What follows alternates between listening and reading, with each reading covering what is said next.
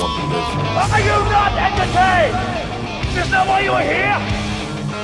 This is it. Don't get scared. Welcome back to a brand new Flick Pick live show. It's Friday night and the feeling's right.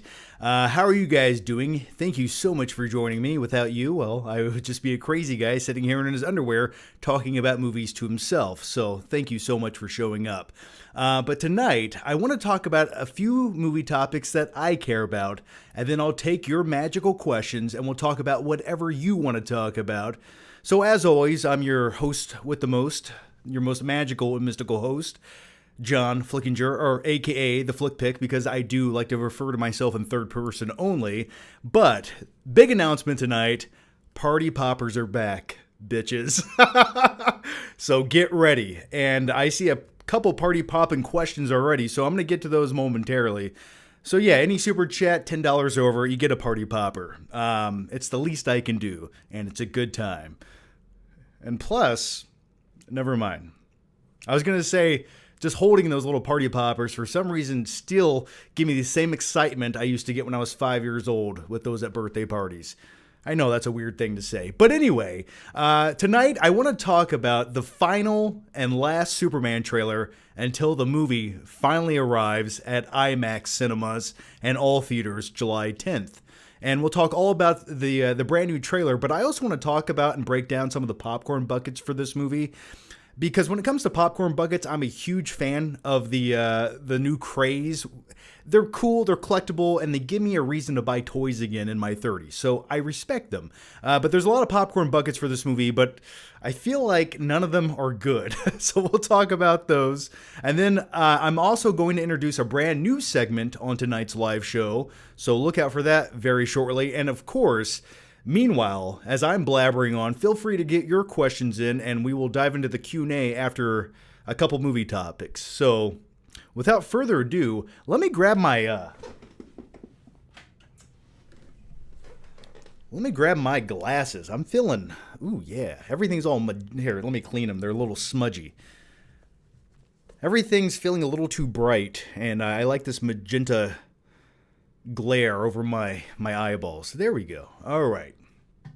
So let's dive into the main topic of the evening, and the main topic is going to be, obviously, like I just said, as it disappeared from the screen, technology. What are we doing? As I figure this out, hang on. Hey, there we go. All right. So real quick, before we dive into the brand new and final Superman trailer, if you've seen it, I'd like to know what you thought about it. And also, are you looking forward to the Superman movie? And if you are, please tell me why. And if you're not, please tell me why. This is such a divisive movie this summer, and it's just a Superman movie. And I went back and I started watching the original Superman, the Donner edition, the Donner cut of Superman from the late 70s. And if James Gunn is trying to replicate that or just bring this the soul of it into this film ever so slightly, I can see it in the trailers. Go back and watch that original Superman movie. I think we're sort of getting a call back to that. It's definitely very different than Man of Steel. I understand that. I love me some Man of Steel. But keep in mind, the beauty of this new Superman movie with a completely and radically different tone, which is way more light, more comic booky, a little bit bizarre, and more fantastical. The beauty of both of those movies are you have both movies. Hey, if you want to watch this one, watch it. If you want to watch that one, watch it. Or hey, call me crazy. What if you want to watch both movies and enjoy both tones? Because sometimes in life, I'm feeling a little bit bleak, dark, gloomy, and slow-mo-y, so I want to put in the Zack Snyder Superman of Man of Steel. I want to watch that some days. I do. I want to watch Kevin Costner just give himself to the storm, and I think that's a beautiful moment. I'm okay with it in Man of Steel. I overlook some of its shortcomings. But also, there's some days where I'm feeling a little bit bright and fantastical, where I put on some, I don't know, orange sunglasses and a red hoodie, and I want to watch James Gunn's Superman. So I like that both things will exist. Now, will the new one be good? I don't know. Could it suck? Maybe. But we'll talk about the trailer first. Also, I wanted to let you guys know, if you have not bought your early IMAX tickets for the Superman movie, you might want to do so now. I checked my local early screening, and there were still some empty seats available, so it wasn't completely sold out. I'd say it's like 90% sold out. So yeah, if you guys are an Amazon Prime member, go to Fandango. You can get tickets for July 8th, so you can see the movie a couple days early. But you have to be an Amazon Prime member, and hopefully your theater is not sold out. So there's that. All right, let's talk about this trailer here. And I see you guys in the chat. I see all of you in the chat. Get those questions in. I'm going to dive into them. Just hang on tight. All right, let's talk about this new trailer. And please share your thoughts as we watch along. So it kind of looks like some of the same stuff we've already seen. And I will say, when it comes to this new trailer, I think this is my favorite trailer because it gets rid of all sort of the questionable moments. And I will say there are still a few questionable moments. But I think it just dives into what I want to see in a Superman movie. Now, keep in mind, it does look a little digital and CG. Like, this is one of my least favorite shots of the whole trailer. Something about that visual effect just looks like a visual effect. It looks like she wasn't even in the screen with Lex Luthor in the background. But, there's going to be little shortcomings like that. Like that right there. Like, that was a Snapchat filter. That affected him in no way. They didn't even know they were going to do that when they had him walk through the scene. But it happened. But little things like that, I can overlook.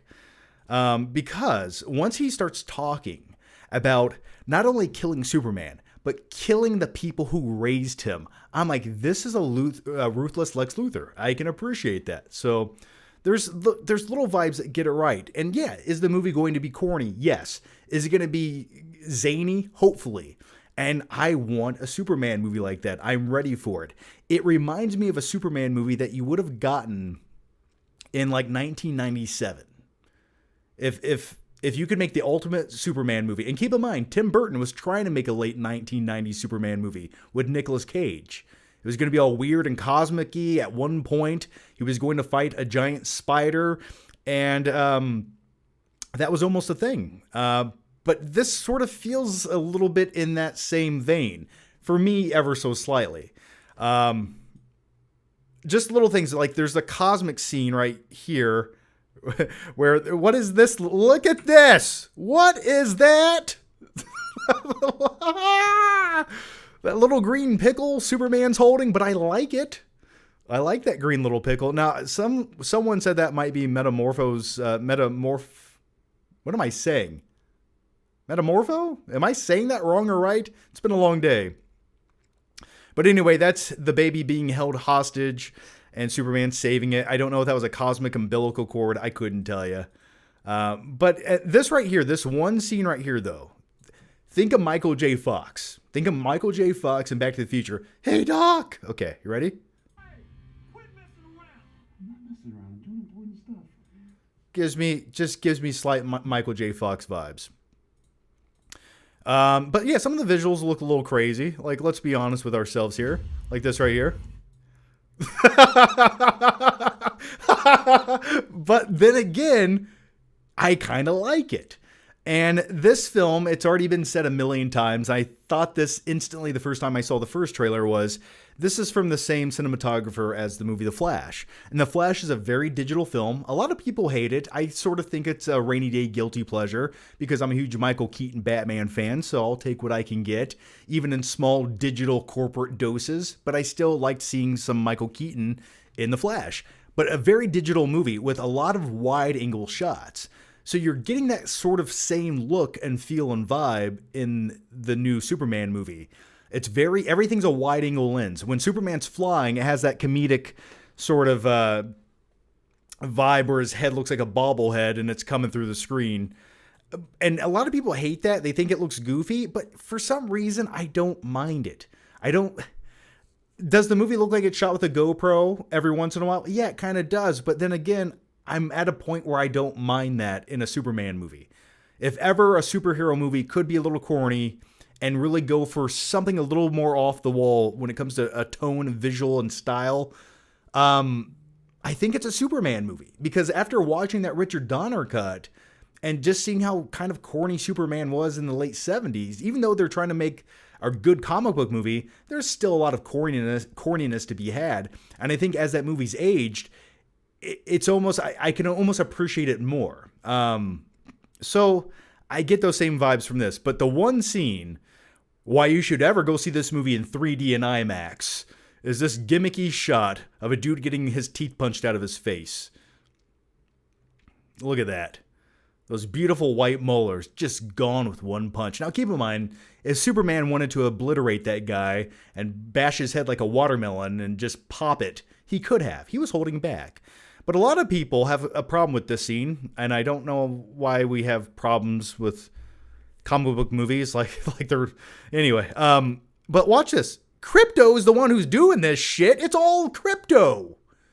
Crypto literally went into that man's mouth, bit his teeth out. His teeth are already loose, and Superman simply bitch slaps him to get the teeth out of his mouth. That's all Superman did. So Crypto did that, and I'm standing by it. So anyway, there's also one scene in here where Lois Lane was flying a little spaceship with Perry White and Jimmy Olsen, which was kind of funny. It's like, where are you going, Lois? Where are you flying that thing to? Where was that scene? Oh, here. It's like, what is this? Anyway, those are my quick thoughts on the trailer.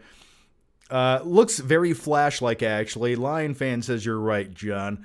Balloon Raccoon says, honestly, I like the Flash. I know it's not good, but I like it. Yeah, I kind of like it too, but it's not good. It's objectively not a good movie. Very aware of it. But watching little half-rendered babies in microwaves fall in slow motion for some reason, when I'm having a rough day and it's a little bit rainy out, and today's sort of one of those days, it's sort of the dumb, carefree, the minimal substance film I would like to watch. All right. So anyway, those are my thoughts on the Superman trailer. I don't hate it. I actually kind of like it. It looks fun. I want to see that movie on the big screen. I know it's not the Shawshank Redemption. I know it's not the Dark Knight. I'm very aware of these things.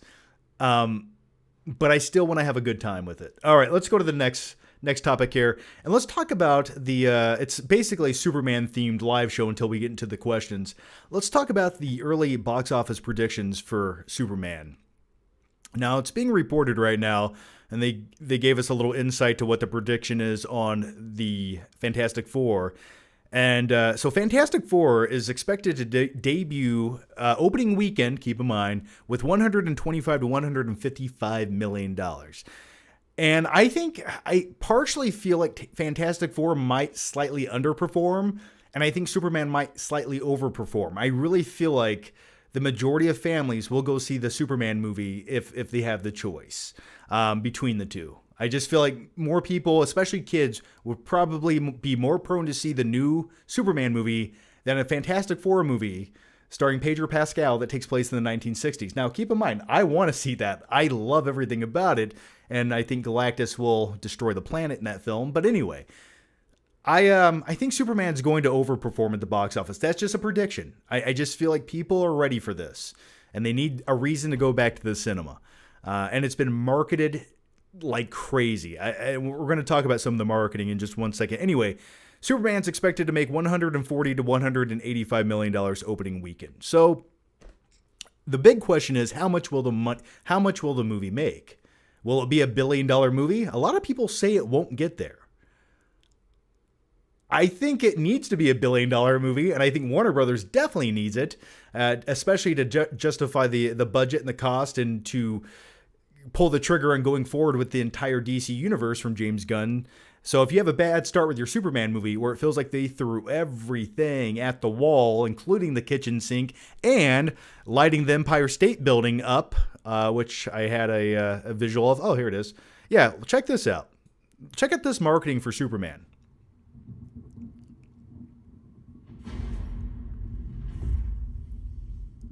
What? It gets better. It gets better. Oh! Gosh. Now that is marketing, okay? So if you do all of that and your movie doesn't make $1 billion and you have one of the biggest IPs on the planet, everyone knows who Superman is, okay? Then there's probably little to no hope for a DC universe of comic book characters anytime soon. I just don't see how you could justify it. I really don't. So I think the movie will make $1 billion. I do. I think it'll be $1 billion movie. All right. The next thing I wanted to talk about, and Lion Fan says it has an insane budget. Oh yeah, we talked about that on the last live stream, and it's sort of a topic of hot debate how much the Superman movie costs. But I think with marketing, the budget's around $400 million. So. Be put in the middle of a human centipede or turned into a walrus like in the movie Tusk. Keep in mind. I love my robot voice for some super chats here. It does keep me company. So we'll get to that momentarily. All right, the last Superman thing I want to talk about real quick, and then we'll dive into the questions. I know how you guys get all crazy for the question. Actually, there's one more topic after this. I'm sorry, I lied to you.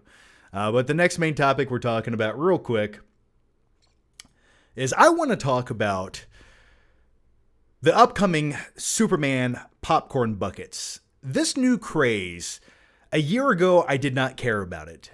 But the older I get, the more I'm looking for an excuse to play with plastic little toys that remind me of a better time in life that relate to movies. So if I can't go buy new Ninja Turtles to play with in the bathtub anymore, then I'm probably going to buy cool popcorn buckets going forward in life. Now, not all buckets are justifiably purchasable, nor should you buy all popcorn buckets. Some of them look atrocious, some look awesome, but there's only so much shelf space I have in my Flick cave here, so I got to be a bit selective, right? I already have a few collecting dust, and I'm like, I might get rid of these at some point soon. So let's check out these popcorn buckets here. I shared this on X, so if you guys want to follow me, please do. But anyway, here's some of the popcorn buckets right here. You have the Alamo Drafthouse popcorn bucket, which is this one right here, which is sort of a normal tin, which I think looks the classiest of the bunch. But I do not like the design. If I'm going to get a custom popcorn bucket that costs $30, I don't want it to look like a popcorn bucket. That's crazy. I just want it to be able to hold popcorn. Yeah, so anyway, I just think the tin's kind of boring. And then you have the AMC Theaters popcorn bucket. I don't know about you, but I can't wait to have a newspaper box on my shelf. Nothing more exciting than talking about one of the most iconic comic book superheroes of all time than that newspaper box on your shelf.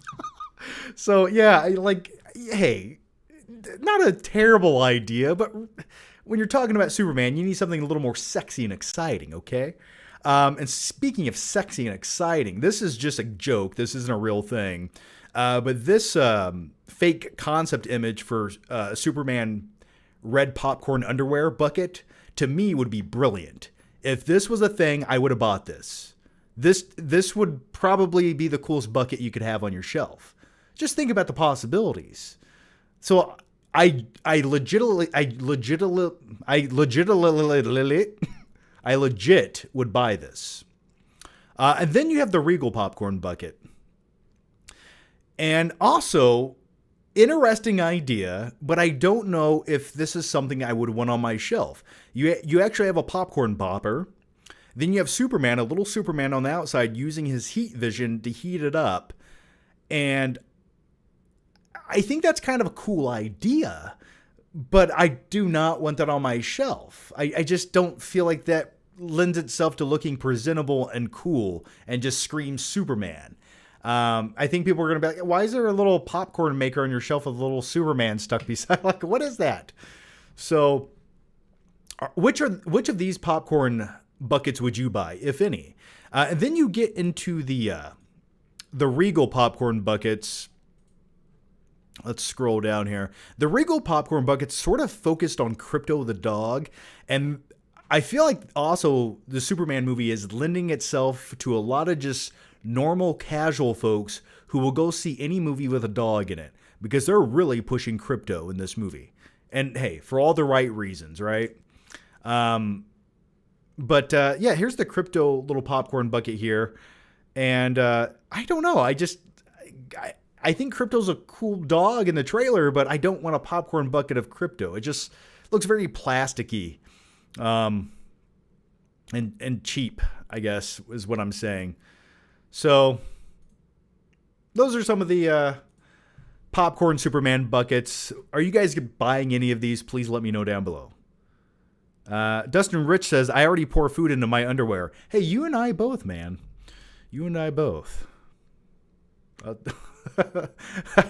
I would not want to eat out of my underwear, I tell you that. But Superman's? That's a different story. All right. Murph says, I'm not a big fan of Superman to want to be sticking my hand in Superman's pants for some buttery goodness. Oh, the best buttery goodness comes from Superman's underwear. After he wears them, of course. All right. All right. And then I want to get to the next topic here. And the next topic is, and excuse me, I'm sorry, I don't have an intro for the next segment I'm going to introduce. But it's a little segment I'm going to start calling, and I'm still working on the name, but I think I might just call it Random Movie Stuff I Need to Tell You About. I think that's the name of this segment. Is that catchy or not? But I will make an intro for it. All right, so coming up this week, I have a decision to make. This Monday, I can see an early screening of F1 in Chicago. Now, it's not an IMAX, but it is a few week early screening, so that's kind of cool. But the question is, do I want to drive 3 hours to Chicago in rush hour traffic and pay $20 an hour for parking to watch one of my most anticipated movies of the summer, F1, starring the glorious and magical Brad Pitt driving a Formula One race car? Now, I've heard that this movie's excellent. I've heard it's everything you want it to be. If you like the trailers, you want to see Brad Pitt going fast, well, he does that. All right?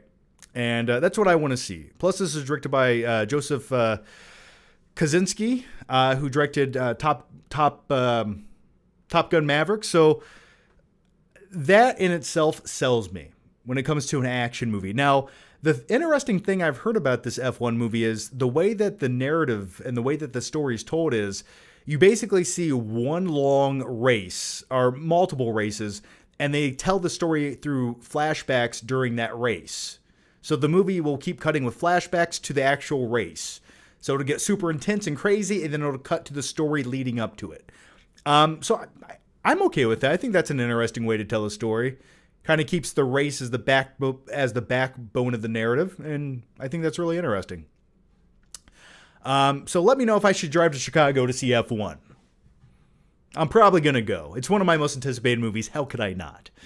The next random bit of movie news I want to talk about. Lion fan says Chicago's not where you want to go right now. But is it ever? I think it'll be fine. Brad Pitt, man, you could pay $100 for parking. You're right. How can I put a price on Brad Pitt? Who cares about credit card debt when you can look at Brad Pitt's beautiful face wearing a helmet? All right, the next thing I want to talk about here is tomorrow I will be dropping a brand new movie night video. I go back and revisit Avengers Endgame, what I consider to be MCU's magnum opus, before COVID hit and everything changed. So I have a special movie night video coming tomorrow. It takes place in my backyard, and I'm plugging it right now because in that video I am doing a giveaway for the projector that I use during the movie night episode and also a review in the video. So if you want a chance to win that projector, they are doing a giveaway. All you have to do is leave a comment on the video tomorrow. So just watch it, leave a comment on it for a chance to win a projector. So I hope somebody wins that's watching the live stream. That's why I'm telling you guys about it. So just leave a comment, and I would say tell me the movie that you would watch during a movie night. That's the inside scoop for you, okay? So look out for that video dropping tomorrow on my main channel, The Flick Pick. If you aren't subscribed, well, then I don't know how you even got to this channel, but the link is down below. So look out for that new movie night video tomorrow. And this entire segment will be randomness. It's all related to movies, but it's random. And then we'll dive into the questions. All right. And the last movie random topic I need to talk about is there's an early screening of Elio, the brand new upcoming Pixar movie. Now, I know little to nothing about this new Pixar movie. I'm a huge fan of Pixar films. I love me some Toy Story, The Incredibles. I like A Bug's Life. You know, I still stand by it. They come, they eat, they leave. They come, they eat, they leave. But when it comes to this new Pixar film, it almost doesn't really look like a Pixar movie to me. It looks like an afterthought. It looks like a DreamWorks movie, but even a generic DreamWorks movie. So maybe this will be a great time. Some of the early reviews are praising it. Biggest surprise of the summer, a macrocosmic explosion of loneliness. So people like it, okay? A lot of buzzwords. So I have an early screening to go see this Wednesday. Now, here's the problem, and big problem. My wife will be out of town this week, and typically when I go see movies, I go see them with my wife. And when I go to see a little kids movie at 1 o'clock in the afternoon, if my wife goes with me, it's okay. No one's going to question it. But if I go in there, now take a look at me. If I go in there at 1 o'clock in the afternoon to see Elio, a children's film in the cinema, a dark cinema nevertheless, is that weird? Let me know down below. I'm not self-conscious when it comes to going to the movie theater alone. I'm not. I will do it. But something about this just feels questionable. And I'm really hoping no one else buys tickets to this showtime. Because I'm keeping an eye on it. I'm the only seat sold thus far. And if anyone else buys a ticket, well then again, if there's one other single solo seat sold, that might be weird too. Just two weird dudes watching Elio in the theater together. So I don't know. But if 2 tickets get sold to this, I'm not going. I'm not going. Jonathan Camacho says, a blunt and the flick pick. My Friday evening is set. Well, congratulations to you, sir. I'm glad I can be tonight's entertainment. Enjoy. Bug's Life is underrated, absolutely. So anyway, those are my predicaments I'm in currently in life. And that's all the random movie stuff I wanted to talk about. So without further ado, let's dive into your questions on tonight's live show. And I cannot wait. I hope there's some good ones in here. Let's scroll way, way back. Okay. Oh my gosh. Let's flip these monitors around. Sorry, guys. I've noticed the older I get, the less I know how to use technology. I've noticed that. It's scary. I'm turning into my grandfather. All right. There we go. Okay, I feel good about this. All right. So the first question of the night comes from the movie guy, who says, bro, the substance made me feel gross. We all just sat there for a few minutes wondering where do we go from here. Great movie though, but a rewatch won't be happening anytime soon. You tell yourself that until you're ready for the substance once again. And here's your party popper for your glorious question. 3, 2, 1. All right. Hey, we got a limited budget on the Flick Pick Live show, okay? All right? This isn't directed by Michael Bay. I don't have a $300 million budget. Okay, I got to work with what I got for the explosions and the effects. And this is the best I can do indoors, all right? But anyway, hey, I'm glad you watched the movie at least once. And if for anything else, maybe it's not the most rewatchable movie, but it's a movie that you're going to remember. And when you're watching it, was it visceral? Did it put you on the edge of your seat? Did you feel something? I know I did, and it was complete disgust, but I quite enjoy it, man. So I'm glad you liked the substance. All right, the next one comes from, and where did my chat questions go? All right. Sorry, all the software is a little wonky. I'm not liking it tonight. All right, hang on. All right, here we go. All right, the next one comes from Avocado Balls Johnson, who also gets a party popper. Here you go, Avocado Balls. 3, 2, 1. Just for you. Ooh. Got a little on the microphone with that. I'm going to leave it there. All right. I'm leaving it there. Okay. World War III may have just begun in the event that all of your family, friends, and 4K Blu-rays are incinerated in a nuclear hellfire. What would your strategy for survival be in the irradiated wastelands? Oh my God. Okay. I think about this late at night quite often, more often than I'd like to admit. And the truth is, I have nowhere to go. The only thing I could do is gather up some guns and ammo and overtake someone else's bunker. Where do you go? A parking garage? No, thank you. Maybe I can go to my in-laws' basement. I don't know. But that's a great question. I'm not prepared. I've thought a lot about this the other day. I almost had a panic attack thinking about it. And I am not prepared for a nuclear holocaust. I just am not. So I guess what I'm saying is, I guess I'm just one of the first victims of it. You know what I mean? What am I going to do? Eat cans of beans? No, thank you. All right.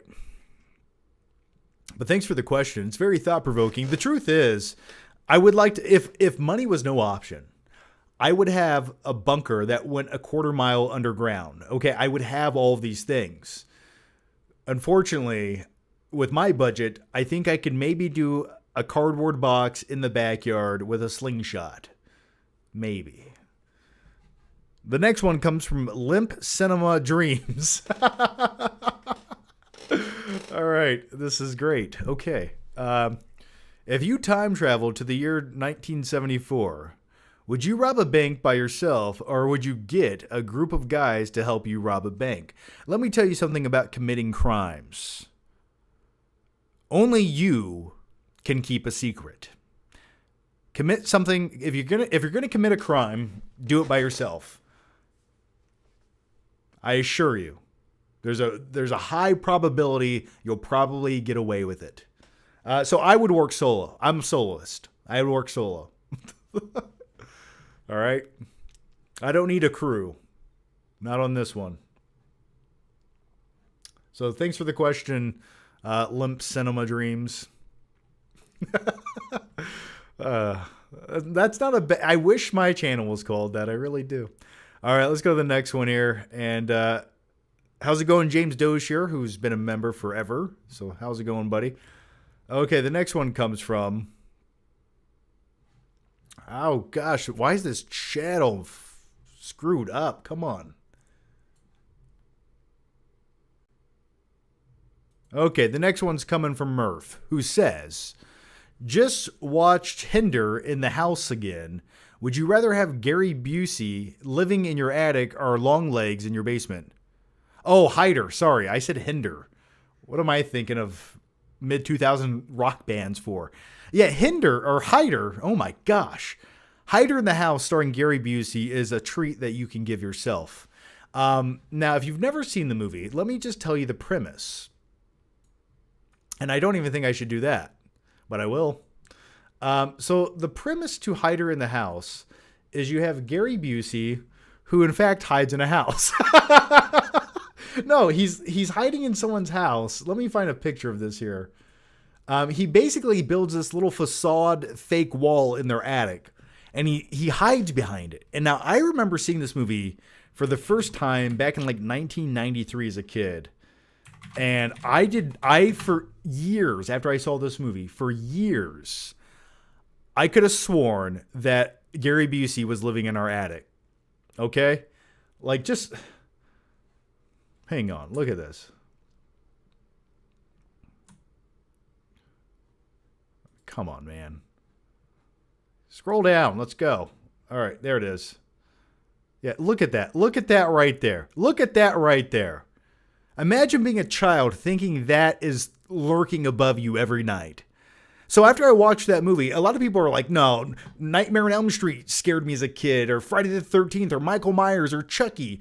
No. Screw all that noise. I thought Gary Busey was in my attic every night from ages 4 to 8. Okay? You think that's going to have some psychological trauma when you get older? I assure you it does.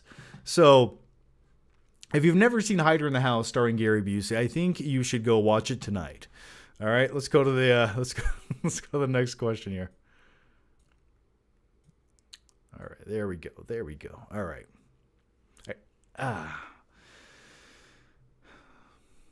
Sorry, this is very discombobulating right now. Okay, here we go. The next one comes from Clark Ingleton, who says, impression of Patrick Bateman played by Nick Nolte.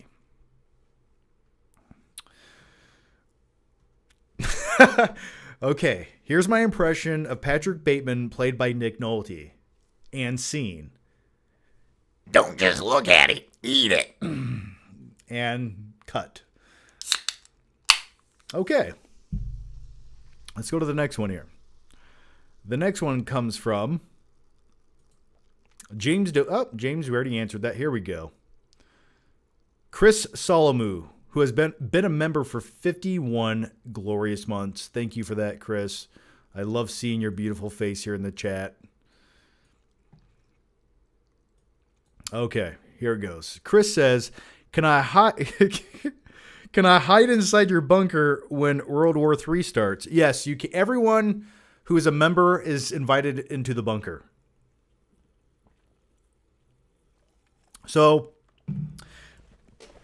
if you guys are not a member of this channel yet, now's the time. When the apocalypse hits and the nuclear warheads get set off and the skies turn black and all you hear is screaming in the dark, I'm a place of shining light that you can run to. A place of comfort and solitude. What is that place? Well, it's a multitude of cardboard boxes I've constructed with electrical tape in my backyard. I'll keep you safe. I have a riding lawnmower and a sledgehammer and a great weed whacker that has 3 batteries. I'll keep you safe. Don't worry. So anyway, you can in fact. All right, let's go to the next one here. The next one comes from Rex. And Rex says, favorite old Hollywood films, 1940s, 1970s. Well, when it comes to the 70s, you had a couple different genres. You had like the cop movies like Dirty Harry and stuff like that. And then if you go to like the spaghetti westerns of the 1960s, 1970s, you had some Good, the Bad, and the Ugly and stuff like that. But really, when it comes to the 1970s, for me, a few of my favorite films sort of are on the back end of the decade. And those would be Taxi Driver, Scorsese. I love Taxi Driver. And then I would go with The Warriors. Can you dig it? Those are two of the most iconic movies from the 1970s that I love. And now also you have Rocky in the 70s as well. So really all of my favorite films from that era. Now also I know The Godfather is early 70s. But I think the majority of my favorites always are on the back end of the 1970s. And then in the 1980s, cinema went a radically different route where everything was about like happy-go-lucky comedies and teen dramas and The Breakfast Club and John Hughes took over. And so I like how gritty cinema got right before it got so squeaky clean and just fun. But hey, you know, it was a good time to be alive in the early 80s. I wouldn't know, I wasn't there, but I've heard good things about it. All right, let's go to the next one here. Logan X says, hey, John, when is the Tenet review dropping? You know, probably never. Now, I've talked about Tenet throughout live streams probably, 50 times? I think I've said everything I can say about it. But yeah. You know what it was? I was going to make a How to Train Your Dragon review, but after making a first reaction review of it in the parking lot, because basically I just do reviews and call them reactions. But for some reason, reactions do better, I guess. I don't know. But isn't a review technically a reaction of the film? just spoken more thought out. But I was going to make a review for How to Train Your Dragon, but after talking about it on the last live stream, making that first reaction video, I was like, what else do I have to say about this? So, and the truth is, the more I think about the movie, the less I sort of like care about it. Yeah, I feel like I got it out of my system. I'm done with it. Hey, if anyone asks me, hey, do you want to watch How to Train Your Dragon? I assure you, I'm probably never going to say the live action version, though there's nothing wrong with it. But wouldn't you just rather have the original animated version? Like, isn't that where all the good stuff is anyway? And plus, it's 20 minutes shorter. I think I answered your question, though. All right. The next one comes from James Dosier, who says, John, in the movie Superbad, which main character were you when you were in high school? I would say I'm a little bit of Seth's character, played by Jonah Hill, but I wasn't, though. You know, I was never... How blunt and how rash he is, I would say that's fitting of me. So, but not specific. I wasn't... You know, the thing about that movie is you're sort of a mix of everyone in that movie. That's what comedy movies typically are, or teen comedy movies. They take every personality type and just make it hyperbolic, and that's that character. So for me, I feel like I was sort of a mix of everyone in Superbad. Even McLovin. We've all felt a little McLovin-y, haven't we? I know I have. But I definitely was. If I could be any character in Superbad, I would be the dick drawings that he makes when he's in 4th grade. All right, let's go to the next one here. And the next one comes from Clark Ingleton, who says, what's the most important mature quality movie that you'd show to aliens to prove how decent, human, and how humane and amazing humans are, besides over the top? Oh my God, okay. I feel like these glasses are not helping my reading ability of these tiny little font questions. Okay. If I had to pick a movie to show humanity, just how human, or show aliens just how great humanity is, I guess the new Superman movie. It's like, hey, we like aliens. Look what they can do. Yay. We won't try to kill you at kryptonite. No. I don't know. I'm trying to think of like the fundamental movie of the human civilization that, I mean, you definitely don't want to show them something like Schindler's List. Like, hey, look at the atrocities that humankind can act upon on each other. Aren't we great? And you definitely don't want to show them Independence Day. No. Gosh. The scene, Welcome to Earth, they're going to be insulted instantly. They're like, all that guy does is hit people. He hits aliens. He hits Chris Rock. So that's a great question for you guys watching in the chat right now. If aliens came to Earth, which movie do you feel like we would have to show them? I don't know. Let me know what you guys think. Dustin Rich says, have you ever asked one of your many Tinder dates if they would put on a cat suit and put a live bird in their mouth? Well, I just asked my wife to do that now. Legendary says, the worst Tom Cruise movie is easily The Mummy 2017. In recent years, absolutely. Probably the most soulless one he's ever made. Laughingstock Media says, show aliens Forrest Gump. You know, that was one answer that came to my mind, and I do think that is a beautiful movie to show aliens. I think they would like it. I really do. I mean, I know I would, and do. So yeah, let's go with Forrest Gump. I'm showing aliens Forrest Gump. That's it. I'm showing them Forrest Gump. All right. Ice cream, Lieutenant Dan. You ever been to Bayou Battery? Show the aliens Fast and Furious. Okay. Show them Minecraft. Jacob says, show them the original Star Wars. I think they could respect that. Michael Flores says, show the aliens E.T. But look at mankind in that film. We look incompetent, but they already know that.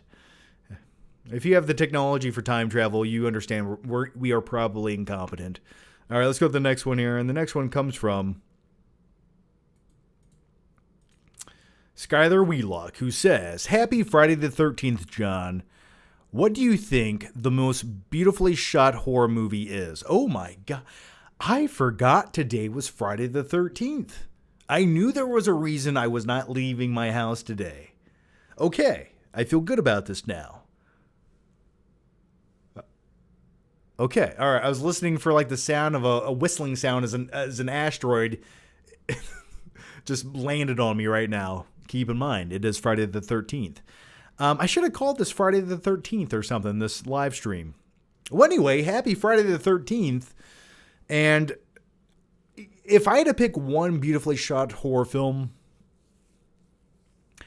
I've always enjoyed the John Carpenter's original Halloween film from the, 78? Is it 79, 78, or 77? But anyway, I love the way that the original Halloween looks. I love the simplicity of it. And also, when it comes to, I'm a huge fan of one-take tracking shots, and the opening shot to Halloween with that POV shot of little crazy young Michael Myers dressed like a clown before he just barges in on his sister. With his, I like when his little hand is in the camera, the little POV hand. It's just it's a wide shot from like Superman. But anyway, I love that opening shot. I love how beautiful it is. It's just perfection. And the entire movie is it's so well filmed. It's almost film noir in a way.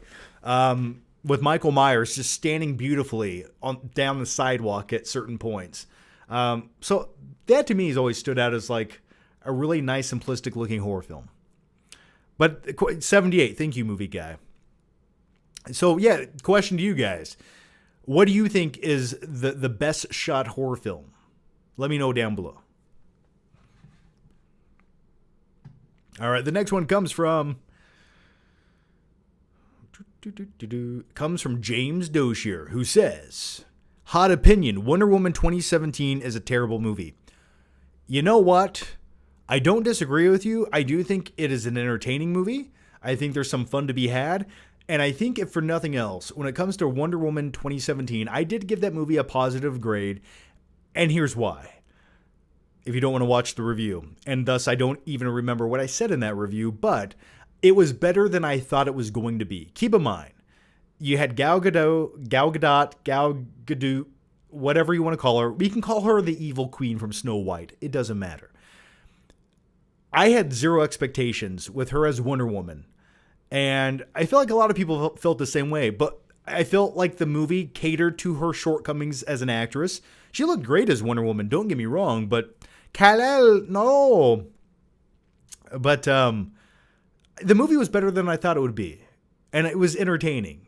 And I thought Chris Pine really helped elevate the movie as sort of being the sidekick character. So I liked it. I think it's bad objectively. But also the thing, I went back and tried to rewatch it a couple years ago. And the opening scene where you have little Wonder Woman as played by a little girl where she jumps off the side of a cliff or something and she's hanging on going, hee hee hee. Yeah, that sort of takes me out of it instantly, just a little bit. It's like, ooh. Skylar Wheelock says, The Thing, when it comes to horror films that look great. Jeff Hostman says The Exorcist. Yeah, I'd go with The Exorcist as well. Movie Guy says Halloween is my favorite movie. I love it. Nightmare scene in Exorcist is the best shot scene in horror. Yeah, you make a fair point. I think Exorcist might top Halloween, but Halloween, keep in mind, I also really appreciate what they did with their limitations. To me, when a movie has limitations, but you watch it and you don't even think about those limitations, to me that movie went above and beyond and did its job. So when I think about the first Halloween that had a very limited budget, I think how good that movie looks. And to me, I think that elevates it a little bit. Like I can appreciate it a little bit more, but Exorcist, good pick. All right, let's go to the next one here. And the next one comes from Skylar Wheelock, how's it going? Oh my gosh. Christopher Nolan once said Tony Scott was high on the list of potential directors for Man of Steel before his death, though the script was separate. If Scott had signed on and brought his signature style to it, how might that film have turned out? Tony Scott? Okay, Ridley Scott, maybe. Tony Scott? I liked some Tony Scott movies when it comes to the visuals. I think in the 80s, he worked very well. And I would say, I feel like Michael Bay took a thing or two from Tony Scott. I really do. Very saturated, colorful movies. But later Tony Scott movies, especially in the 2000s era, I did not like the way his movies looked. Like the Atomic Train movie. Was it called Atomic Train? The Chris Pine and some other guy in the movie with the train. I thought that was bad. And then you had Pelham 123 with John Travolta. I didn't like the way that looked. Man on Fire, people love that movie. I like it, but I don't like the way it looks. It looks so saturated and weird, and the frame rate drops, and it's like over cranked, and it's juddery, and it's contrasty, and it's just like, it's like a music video. And so I was not a big fan of that. So if he would have done that with a Superman movie, I don't think I would have been a fan of that either. But if he was making it look like he did in like Days of Thunder, okay, hey, I'm on board. Unstoppable, yes, but Unstoppable was based on a made-for-TV movie called Atomic Train, I believe. James Doshier says, The Silence of the Lambs is my favorite horror film. Oh, absolutely. If you want to just solidify Silence of the Lambs as just a horror film, that's fine. We can do that. To me, it's just it goes beyond just a horror genre for me. To me, that's a drama, thriller, horror film, if you will. So to me, it's not just a horror film, but yeah, Silence of the Lambs to me it's a perfect movie. It really is a perfect movie. I can think of like 10 perfect movies off the top of my head, and that's one of them. So I think it's beautifully shot. Dustin Rich says, The Thing still looks great. Absolutely. Michael Flores says, Texas Chainsaw Massacre, John. Yeah, for limitations for the original from the 70s, yeah, okay, for sure. Even the new remake that came out, by new, I mean 20 years ago, with Jessica Biel in it. And let's all just take a minute to look at Jessica Biel in Texas Chainsaw Massacre. Texas Chainsaw Massacre, Jessica. Now, I'll have to look at the pictures first to make sure they're appropriate for everyone watching. Looks good to me. Now, let's look at Jessica Biel here, just for a second, okay? The Texas Chainsaw Massacre from 2003, I feel like a lot of people do appreciate it, but for me, I feel like this is ultimately the best horror movie remake of all time. This is how you make a movie. This is how you remake it. The things that they introduced in this with the differences with Leatherface, I loved it. That scene where he's wearing her boyfriend's face from afar, that is terrifying. And when they have the scenes of Leatherface running through the woods with the chainsaw smoking, oh man, that is terrifying shit. So that's my moment of appreciation for the Texas Chainsaw Massacre remake. Dustin Rich says Unstoppable was based on a true story. Yeah, I don't know. I'm sure there was a train that couldn't stop and then it stopped.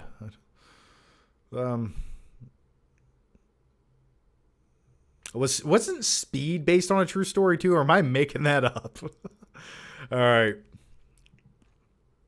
Let's go to the next one here. And the next one comes from Dr. Sick Evil, who says, Hey, John, I'm currently hiding from my students, letting my coworkers handle the class while I piss off and sit in an empty room 1 hour, one more hour.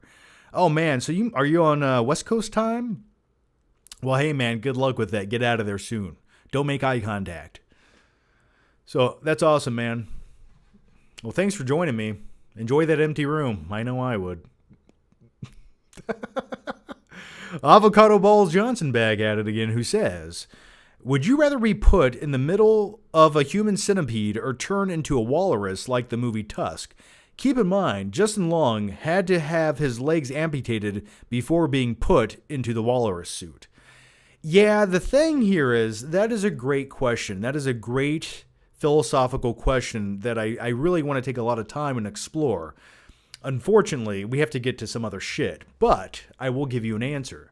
And that answer is, I'd much rather be a walrus anytime than eat someone else's shit.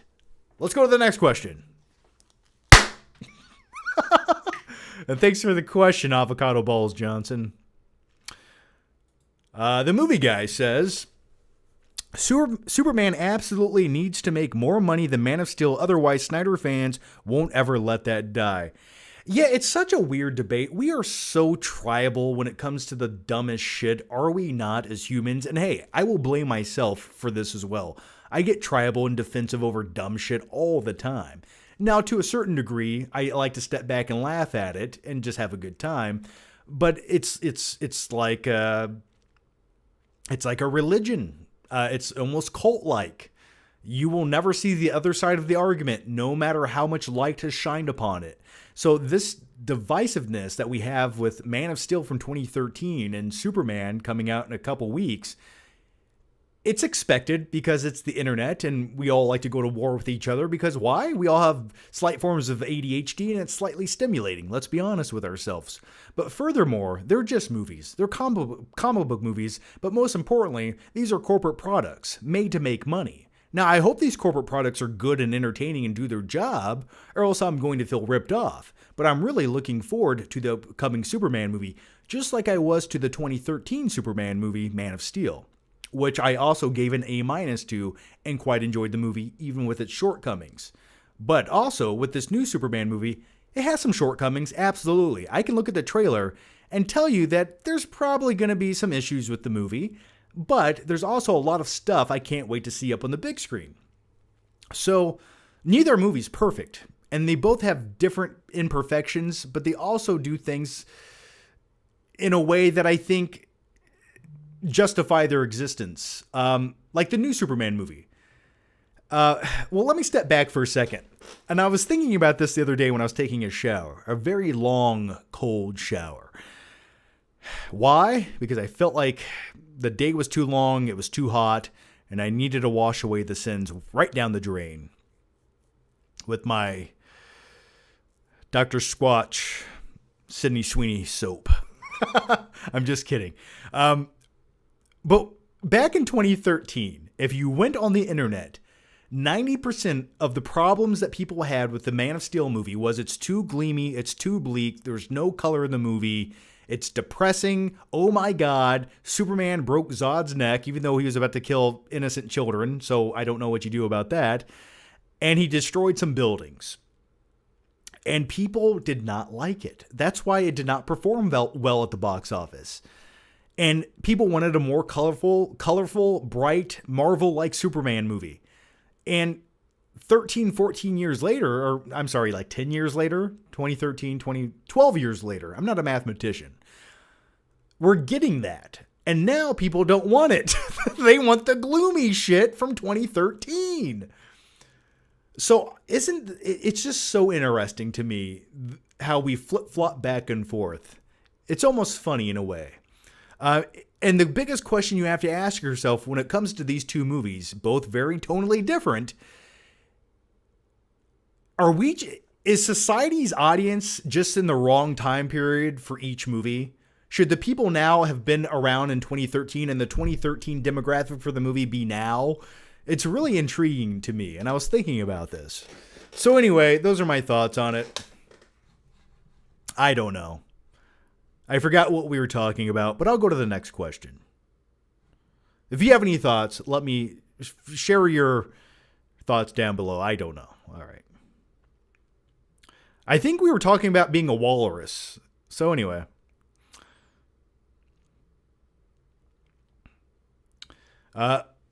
Thanks for the question, though, movie guy. All right. Luis Santiago says, "What's up, John? I wanted to know, what do you think about the news about the new Spaceballs movie in 2027? Love your channel." Well, hey, Luis, I love you too. Don't say you love the channel. Say you love me. I am the channel. I want the accreditation and respect I so rightfully deserve. Thank you. But thanks, man. When it comes to Spaceballs, it's a fun parody movie on Star Wars, obviously. I was never a diehard fan of Spaceballs. And I've never been a diehard fan of parody movies. I like them. I think there's some really good ones. But I've just never been a hardcore fanatic of that genre. But with all of that said, I don't have high hopes for the new Spaceballs movie. I hope it's good, but, at this point, who knows? It's like you can't have John Candy come back. That sucks a little bit. So maybe they'll have a new version of him, or maybe he had a kid in the movie or something. Or did John Candy's character in Spaceballs have kids eventually? Did he have like little Wookiee John Candies, or am I making that up? Maybe they didn't. Never mind.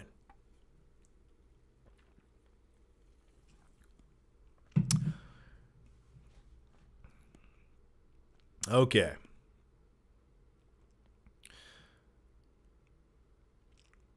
Legendary says, "It's a shame that the Viking samurai in World War II were wasted in Predator movie settings on animated anthology movies." Yeah, but it's just cheaper to make animated. You could have all those cool backdrops, but you do an actual physical version of it that's live action. That's why. That's why you have cooler backdrops in animated movies. It's just cheaper. Jason says, "John, what do you think about the paparazzi and total scum or unreasonable people doing a real job? Or are they reasonable people doing a real..." Okay, so my thoughts on paparazzi. I think to a certain degree, paparazzi's like, you go to a public setting, you go to anywhere where a movie's being shot that there's a film production going on, or in a studio workplace setting, okay, fine. But going to people's houses and following them around to 7-Eleven and shit like that, the celebrity gossip stuff needs to be eradicated. I think it should be made illegal. I really do. The fact that we're just going around taking pictures of people and publishing that. But then again, people look at it. People are fascinated by celebrities' lives. And there's a certain aspect of voyeurism I get. But at the same time, if you are, disrupting their life, I think that should be illegal. I think that should be a crime. So those are my thoughts on it. I couldn't imagine being an actual celebrity. People digging through your trash cans, worshiping you. I don't know. Could not imagine it. I once had a guy ask me for feet pictures, and I'm like, life is too weird, man. And then my second question was like, well, how much? And do you want baby oil? We could not come to a deal, though. Skylar Wheelock says, "If I had a dream..." All right. "I had a dream last night that studios suddenly stopped selling 4Ks and Blu-rays. Total nightmare. What would happen if that actually became a reality?" Well, the day that physical media dies, I think that's the day I truly die inside, right? Like, the fact that you can still buy a physical copy of a movie and control it and own it and have it on the shelf like many of my movies back there, that to me keeps cinema alive. It's a tactile thing I can touch anytime. I like it. It reminds me of great movies. And I like that hopefully will always be an option when it comes to movies. And if for nothing else, the other thing is it keeps movies more alive and present, does it not? When you go to the store, you go to Walmart, imagine if there were no physical movies anywhere in the store. Well, okay, so movies have no representation here, other than maybe the posters that you flip through, or some of the toys. So by having physical media, it represents movies, and it keeps it more prominent in your life. Think about it. That's a really interesting thought. If you got rid of all physical media, you go to the store, it's like, oh, movies don't even exist. All I know is streaming. The fact that those little discs are there, it's like, oh, movies still exist. Look at all these different ones on the shelf. I don't know. I think it'll be a very depressing day. You take everything off the shelf that's a physical copy of a movie. I really do. Gorilla Beach says, people might appreciate Man of Steel much more after this year's Superman. They might. It's a possibility. They might.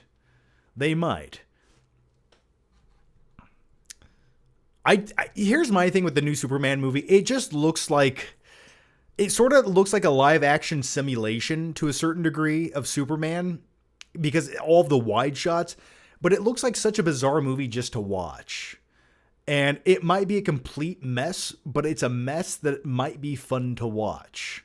That's where I'm going to leave it for now. And I have a feeling that I'll probably enjoy it more than I enjoyed the Flash movie, but I still enjoyed the Flash movie because it almost has guilty pleasure vibes to it.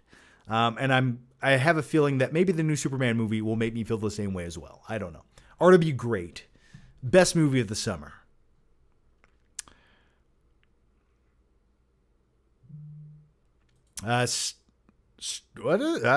Striffy 94 says, most annoying trend in movies / TV shows now. In movies, I just do not like when every movie looks desaturated and is a void of any color. It makes me, it just looks gloomy for the sake of looking gloomy. That's one thing I don't like. That's a great question for you guys watching right now. What's a trend in movies or TV shows that you don't like? I do like that we are coming back around to enjoying the look of film again, like with movies like Sinners, and having that 70 millimeter IMAX image. I think audiences do appreciate that. So I feel like most studios, when they go to make a big movie, they might lean towards that, shooting it in film, which I'm hoping makes a comeback. But movies that look too digital sort of take me out of it. And yes, the new Superman movie does look very digital. But that's one aspect I don't like about films these days. They're very digital and they look very gray and gloomy. All right, let's go to the next one here. But tell me a trend that you guys don't like in movies right now. Jason says, favorite action figures you played with as a kid? For me, it was Ninja Turtles. Oh, dude, it was Ninja Turtles for me, too. All the Ninja Turtles, all their gears, accessory, the little pizza accessories you could have, all the weapons, the turtle van. Oh, my God. Oh, yes, I miss it. I used to play with Ninja. So Ninja Turtles were almost a bath time exclusive toy to play with. Why? Turtles live in the sewer, the bathtub's wet. It makes sense by kid logic. But G.I. Joes I'd play with like in my bedroom. And then I went on a phase when I was probably maybe like 10 or 11, where I was playing exclusively with WWE toys. So I had the ring, I made the entrances, because back then in the 90s, we didn't have all the cool accessories like you have now for pro wrestling toys. No. You had to make that shit out of cardboard, Sharpies, and construction paper. Okay? And it looked ghetto as fuck, but it was awesome at the time. So I would play with WWE wrestling toys back in the late 90s. And I had a lot of them, quite the extensive collection of accessories. I had fire extinguishers, I had tables, I had chairs, you name it, I had it. But yeah, good times. And back then, I remember playing with those toys back then, wishing that we could have afforded a video camera in our family so I could have recorded some of the matches I was putting on. Oh, man, there were some bangers I had with those action figures. Good times. All right. Dustin Rich says, does that mean I should remove the camera from your bathroom? Excuse me? Hey, I'll put a camera in my bathroom if you pay by the minute, okay? That's up to you, man. Dustin Rich says, identity politics over story and characters. Oh, so yes, wokeness. Wokeness is a trend. Yes, I agree. Absolutely. Whenever any idea interferes with the story and interrupts the story for the sake of interrupting the story, I think that is a bad call. So I agree with you. And thank you for the Nicolas Cage emoji. Gorilla Beach says, toning humor down, not to offend people. Oh, absolutely. We haven't had a great comedy in years. And we're scared to make comedies. Why? Somebody somewhere will get offended. Gorilla Beach says, having Austin Butler starring in too many movies. Any movie is too many. All right, let's go to the next one here. The next one comes from...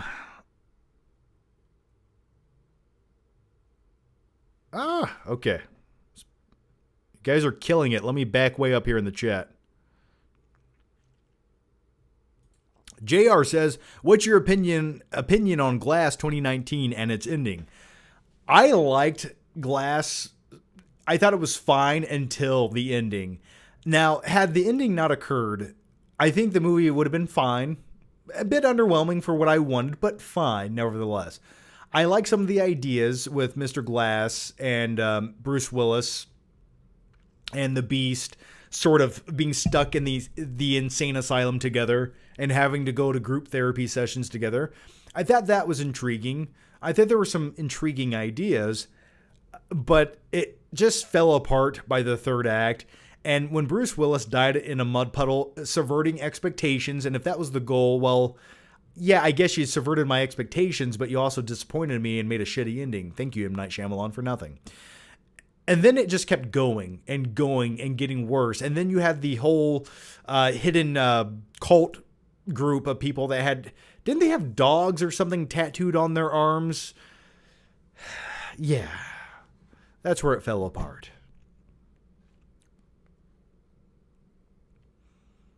Okay, let's go to the next one here. The next one comes from Jason, who says, favorite movie that blew your mind and changed your understanding of what was possible to experience while watching a movie? Whew, that's a loaded question, man. Let me think here for a second. So I'm going to give you a couple answers. They might not be the best answers ever, but they're the ones that I have to give you, so please just accept them. For me, I'll tell you one that blew me away. All right? And I'll keep it real with you. One movie that I thought was the ultimate summer movie when I watched it, go back to 2007. And keep in mind, this is a time before the internet got too crowded and the first Transformers was arriving. Now, this was also a time when seeing an early movie meant you saw the movie at midnight. So you had to go to that shit at midnight and wait in a line of people, a sea of people at midnight. And I miss it. I do miss the spectacle of it, but also I don't miss standing in line at midnight. But I'm glad it existed and I got to experience it. So I vividly remember going to see the first Transformers. A pal of mine and me went to see it. We were watching it in the theater, and we were blown away by the shit we were watching. Just the effects, the robots, the spectacle, the music. I was like, this is cool, man. We had a good time. So to me, I think I'm answering your question appropriately. Maybe I'm not. Oh, possible to experience. Yeah, so I enjoyed it. But for me, the most surreal experience when it comes to cinema, and I've shared this story before, was going back to 2005 when the first Transformers came out. And I'm sorry, what the hell am I saying? Batman Begins. 2005, Batman Begins. Watching that in the theater, it transpired a different feeling of movies I never felt before. And it moved me in a way I've never felt moved. So that's another one. I hope I answered that question. All right.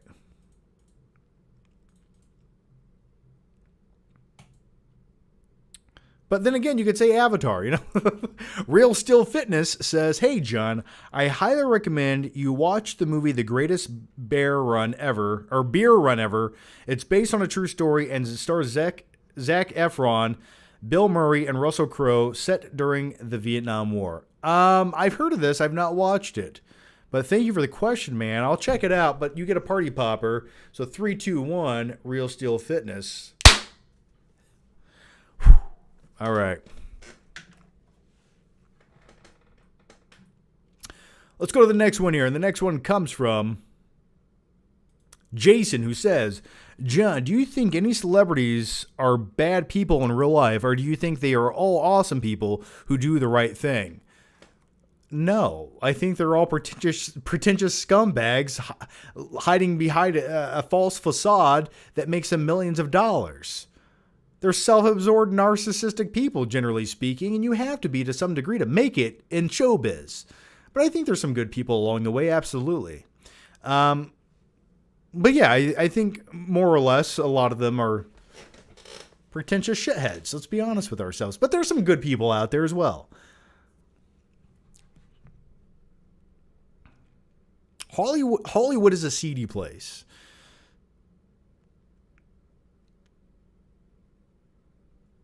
All right, let's go to the next one here.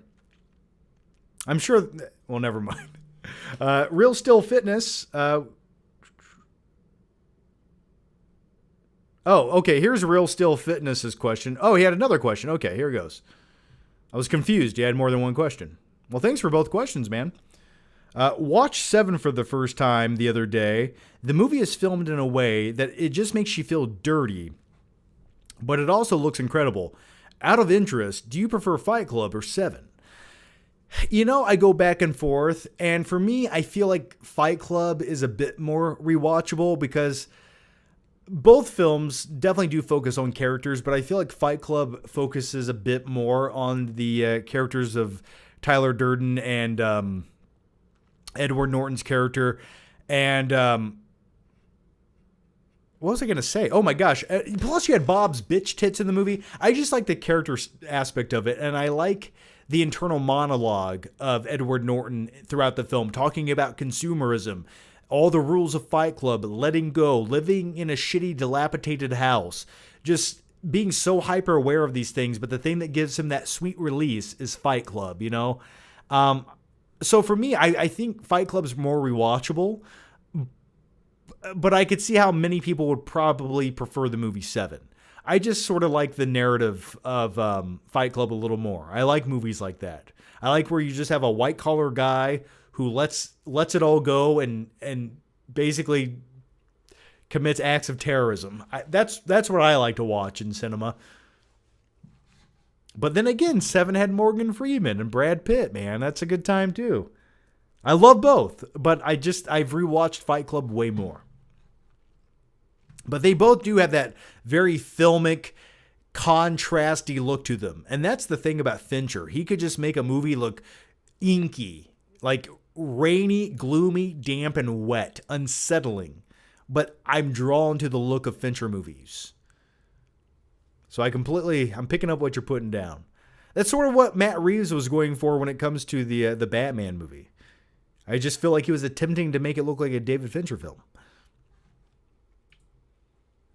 All right, let's go to the next one here.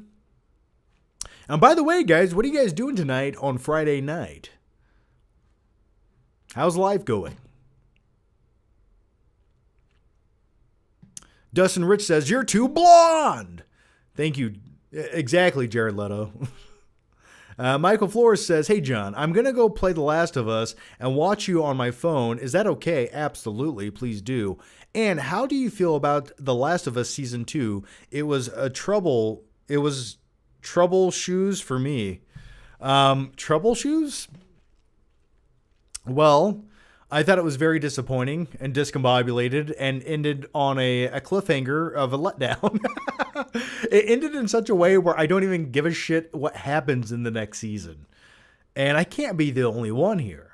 It was just a very contrived season. There were a few great episodes, but, you know, the casting choices and what have you. So that's how I'm at a point with the Last of Us series where if we never got season 3, I don't think I would be all that upset about it, to be honest. Last of Us Season 2 was sort of just a thing that I watched on Sunday nights when I was eating. I was like, oh, I'll watch this.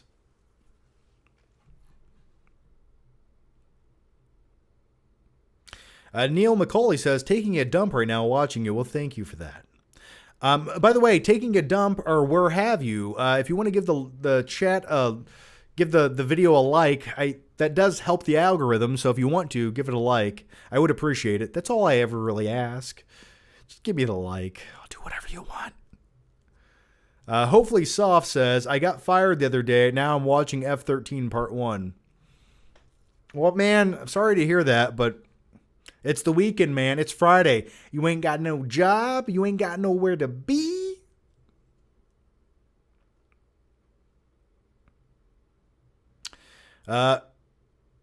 Monastery in Tibet says, John, need your help growing arms. What workouts can I do? Curls, tricep pull downs, forearm workouts. Do it all, man.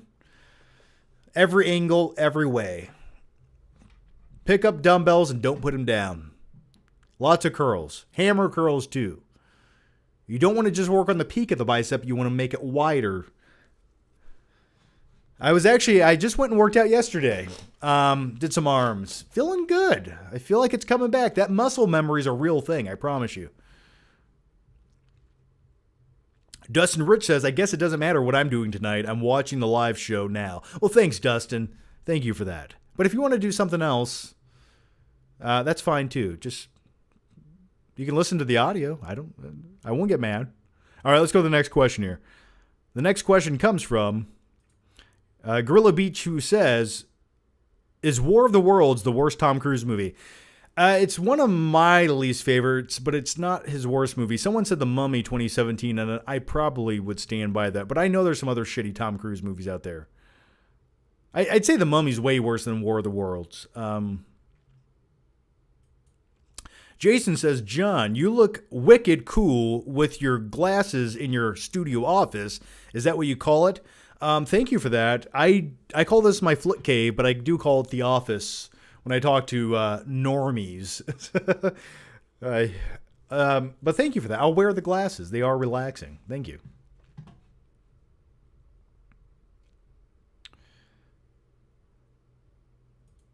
The next one comes from Jason, who says, name a real life extreme moral dilemma and how you would deal with it. Is it just math at the end of the day, or is there no real answer? I'm a bit confused and perplexed on this question here, Jason. A moral dilemma? I don't know. Getting old and dying? What do you mean? I have anxiety attacks almost when I have too many weeds in my yard, okay? That's where I'm at in life. I walked around the other day with a bottle of weed killer for 3.5 hours until the sun set, just killing weeds in my yard. That's what I'm doing nowadays, okay? The next one comes from... We got one here from the movie guy. Thanks for the very generous super chat, man. You're too nice to me. Here it goes. Speaking of Michael Bay, we turned off his horrible sequel, Revenge of the Fallen, to feel better after watching The Substance. Continued all the way through until the last night. What the hell was Michael Bay thinking with the last two robot movies? Emoji? Yeah, so, by the way, thanks for the question. You get a nice, juicy party popper. Are you ready for it? I know I am. 3, 2, 1. All right.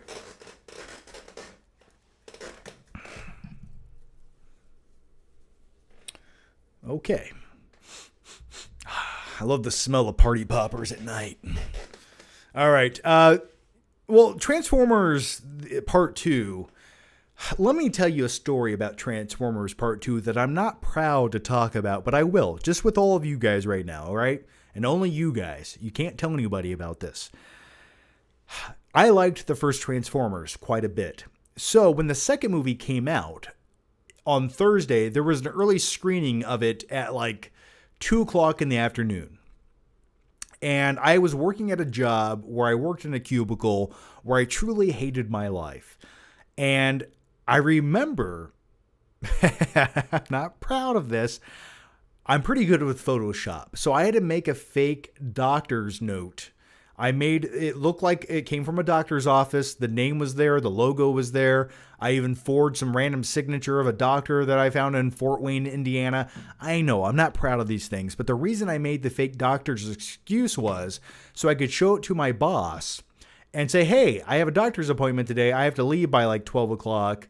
And the reason I was leaving was to go see the new Transformers movie.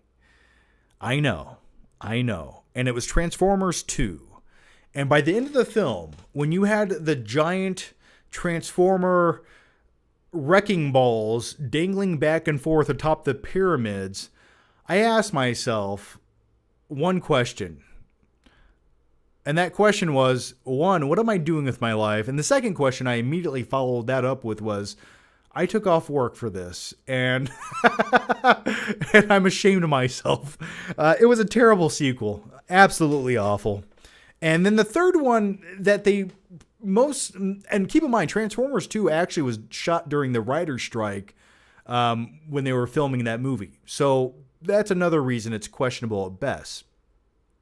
But yeah, the third one was okay. It took place in Chicago. It got a little bit better, but they got rid of Megan Fox in the third movie, which I was not a fan of.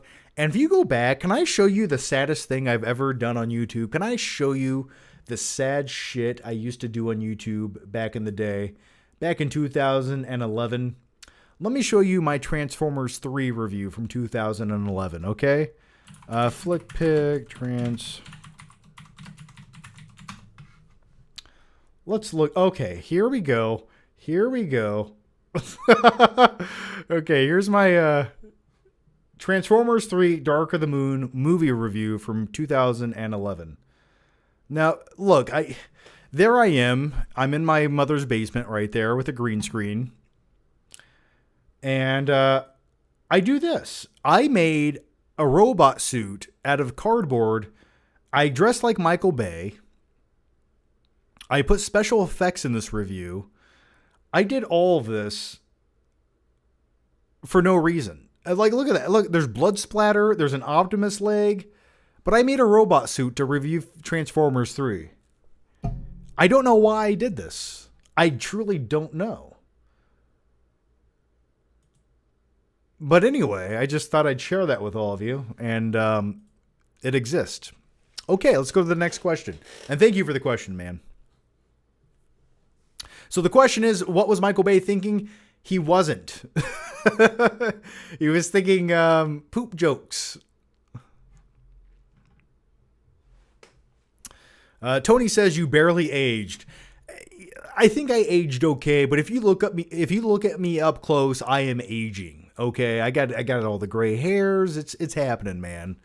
But I would take the robot suit again. Michael Flores says, I'd rather have seen your movie than that garbage that was put on the screen, John. Dustin Rich says, you used to be fun. Hey, I tried. Hey, I'm still trying to be fun. You give me a robot suit, I'll put it on. I'll do whatever you want. All right. All right. Let's go to the next one here. Oh, here it is. Marco Regalado. My God, why can I not read? Marco Regalado? I think I said that right. Here it is.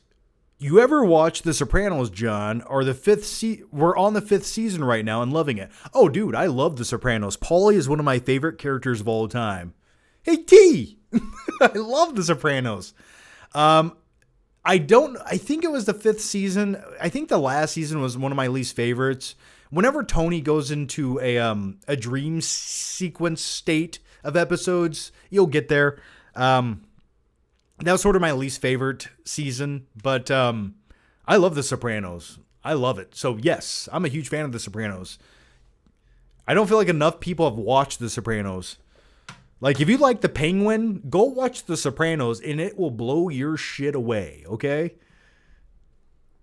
Tony Soprano was the Penguin before the Penguin was the Penguin. All right. Let's go to the next one here. I just want to make sure I didn't miss any questions down here. Oh, here we go. Oh, already answered that. Answered that. Sorry, guys. The questions were popping up all random and weird, so I'm trying to look through them real quick to catch up. This is a weird one. What the The movie guy says, zombie apocalypse films taught us well, John. They did indeed. They taught us that we'll never be ready for a zombie apocalypse. We weren't even ready for COVID. We weren't ready to run out of toilet paper 5 years ago, and it ran off the shelf. We ran out of toilet paper. Think about that. We ran out of toilet paper 5 years ago. Just 5 years ago. Come on. We are not ready for anything. All right. They say we're basically, what is it, 8 meals away from eating our neighbors alive or something like that? There's a saying that goes with that. Anyway, here it goes. The movie guy says, John, would you agree that Scary Movie 2000 is the best spoof film ever made? I think it's definitely one of them, especially when that dude blows his load. Anyway, Naked Gun, Hot Shots, Robin Hood, Men of Tides, etc., all fantastic, but the first Scary Movie is another level. I like the first Scary Movie, but I think the second one's funnier. I think Handsome with his little hand, how about you give me a hand? Or, like that was great. That was iconic. Let's look at Handsome from Scary Movie. I love this shit. All right. Oh, a Baskin & Robbins ad. By the way, I know a guy who looks just like this. Anyway, this right here.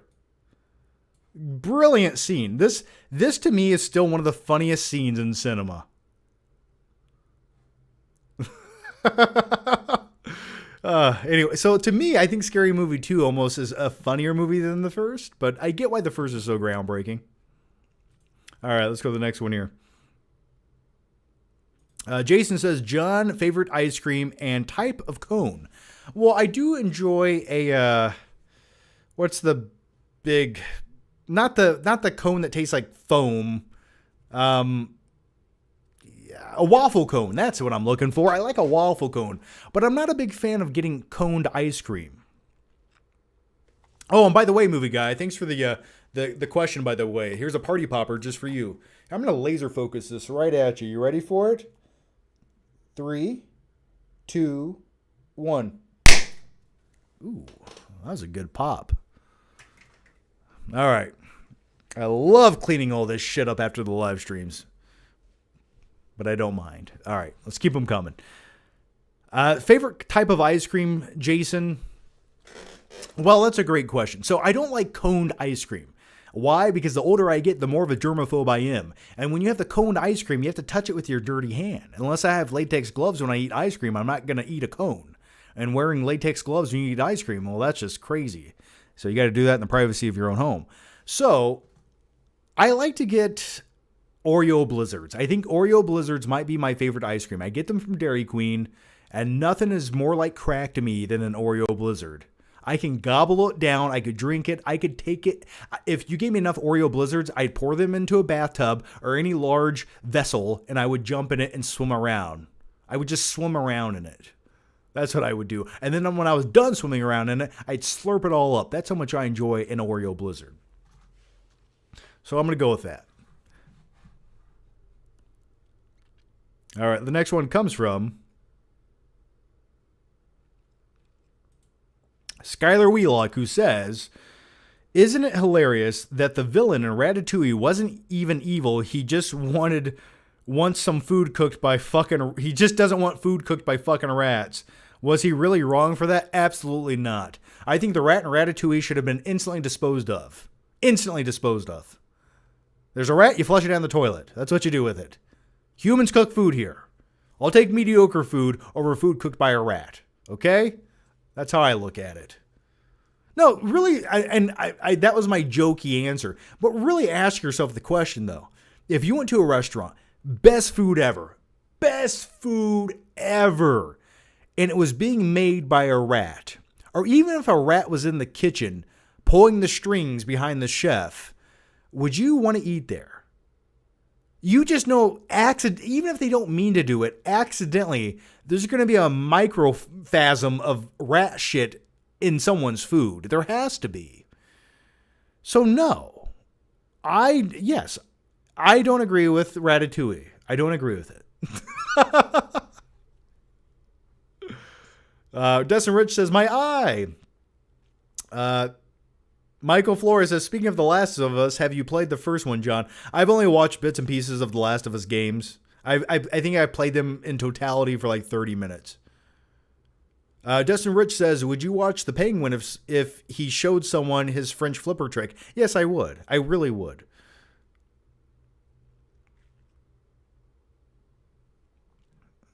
All right.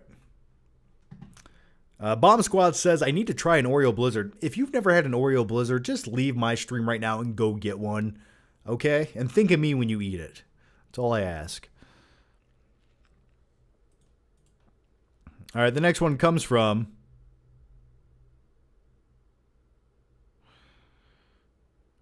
Sorry, guys. The questions were so out of order. Here we go. Okay, I think I'm caught up. Okay. Here we go. Jason says, and keep in mind, we're a little bit behind on the questions, but only by an hour. I'm so sorry. I'm trying my best. I like to give you guys good answers. All right. Here we go. Jason says, do you think a best friend should always have your back no matter what, as long as you're a good guy? Well, yes and no. I think they should be there for you. Well, you have to, yes, morally, if you're still a good person, absolutely. Okay. All right. If you become P. Diddy, no, probably not. You're just a scumbag at that point. But yes, I think a good friend should always have your back. That's what a good friend is. It's somebody who should always have your back. That's why you call them a good friend. So, yes, I agree. As long as you haven't, done anything that would put you on, a predatory list somewhere, yes. Jason says, oh, you know what? You asked this. Oh, you said, do you think a best friend should always have your back no matter what? Have you ever caught someone talking about you behind your back, and what or would you say or do about it? Well, if you're really bothered by it and you're offended by it, don't swallow that. Absolutely not. You voice your opinion. You just logically call them out. You explain it very clearly. You heard them talking about what they said and blah, blah, blah. And if they admit to it and say sorry, then so be it. But keep in mind, there's always two sides to every story. So you got to go straight to the source and get it there. By the way, I want to give a mention here to the best friend of all. If you're going to ask me this question ever, I'm going to answer it right now. What is the best friend in any movie ever? Now, leave your answers down below. I'm going to show you mine right now.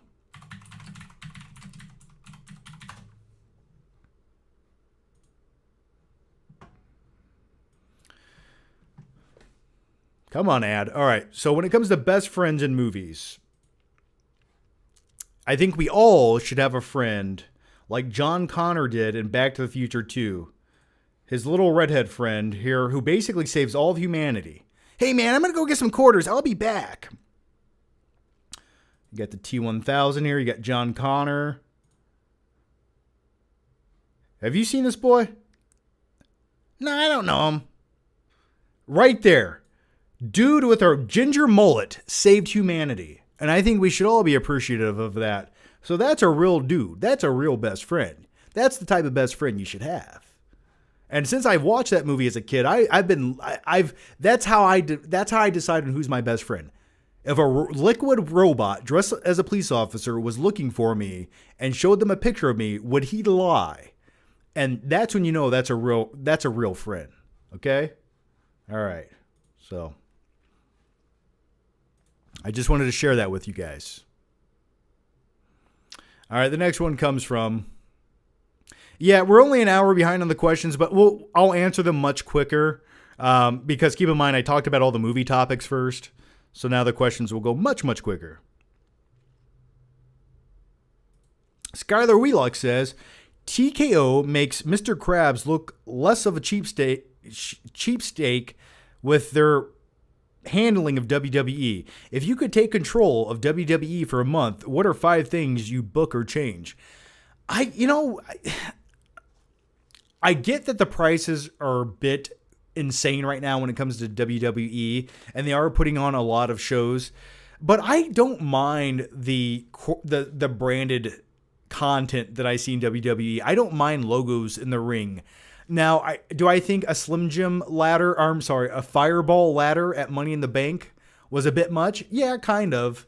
But at the same time, it feels a little more sports-like to me now. It feels more like the UFC or boxing where you see logos all over the place. So I don't mind that. But I don't hate where WWE is right now. I think it's a little predictable right now, but I'm still having fun with it. Keep in mind, it was really bad 5 years ago. It was unwatchable. So I feel like it's gotten better.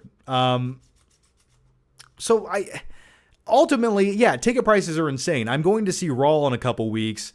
And, it's like tickets aren't cheap to this shit, man. And I went to the Royal Rumble back in January, and tickets weren't cheap to that either. So I think ticket prices are a bit outrageous. I think they need to lower them because at some point the consumer is going to break and you're going to start losing fans. And I think you just need to make it more consumable. Like, I get that you want as much profit now, but just maybe lower it by 25%. And you'll get more returning customers over a longer period of time. That's just my take on it. It's really just the ticket prices for live attendance that bothers me. There's some storylines I could take them or leave them, but ultimately that's always been the case with wrestling. Let's go to the next one here. Next one comes from Champion, who says, "Hi, John. How are you?" I'm okay. Pretty stressful day. I had some stuff that I was trying to get done and it wasn't working out, and it cost me some money and time, which I was not happy about. But anyway, beyond that, I can't complain too much. I'm here with you beautiful people. We're talking about movies. I'm not wearing any pants. How could you complain about life on a Friday night? So, how are you guys doing? All right. But anyway, your question is, worst moving story of all time? Well, between my 13 moves over the last 13 years, I know, I move a lot. I'm trying to think of the worst moving story of all time. I will say, I'll go with this one. When I moved from South Carolina to Ohio in 2018, I moved at the very beginning of January. And it was a very, very cold January in Cleveland, Ohio at the time. I would say the temperature was like -15. It was frosty. It was icy. It was almost a snowstorm outside. The winds were blowing. It was an Arctic freeze. And that just so happens to be the day I arrived with my moving truck from South Carolina. So we arrive at like 8 o'clock in the morning. Keep in mind, I had not slept in a day because I was moving and driving all night across the country. I get there at 8 o'clock. My one buddy's showing up at 9 o'clock to help me move, and I can't just say, "Hey, I'm going to sleep for 8 hours. Can you stand here and watch me?" So with no sleep, we had to move everything off of this moving truck, walk down a sidewalk, up some stairs into my new apartment, and that was a pretty awful experience. But, it's one of those things that you remember, and, it all worked out in the end, I suppose, but that sucked. All right, let's go to the next one here. Can I also give you another very introspective thought I had when I was moving from Indiana to South Carolina? I had a 26-foot long moving truck. This thing was huge. And on the back of it, I had a trailer with my car on it. So I'm driving a 26-foot U-Haul with a 12-foot trailer behind it. I'm not a mathematician. What is that? 36, 37, 38. We'll call it 40 feet of just,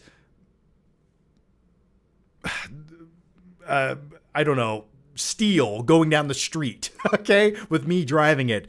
And I was driving that through the mountains of Tennessee, North Carolina, whatever.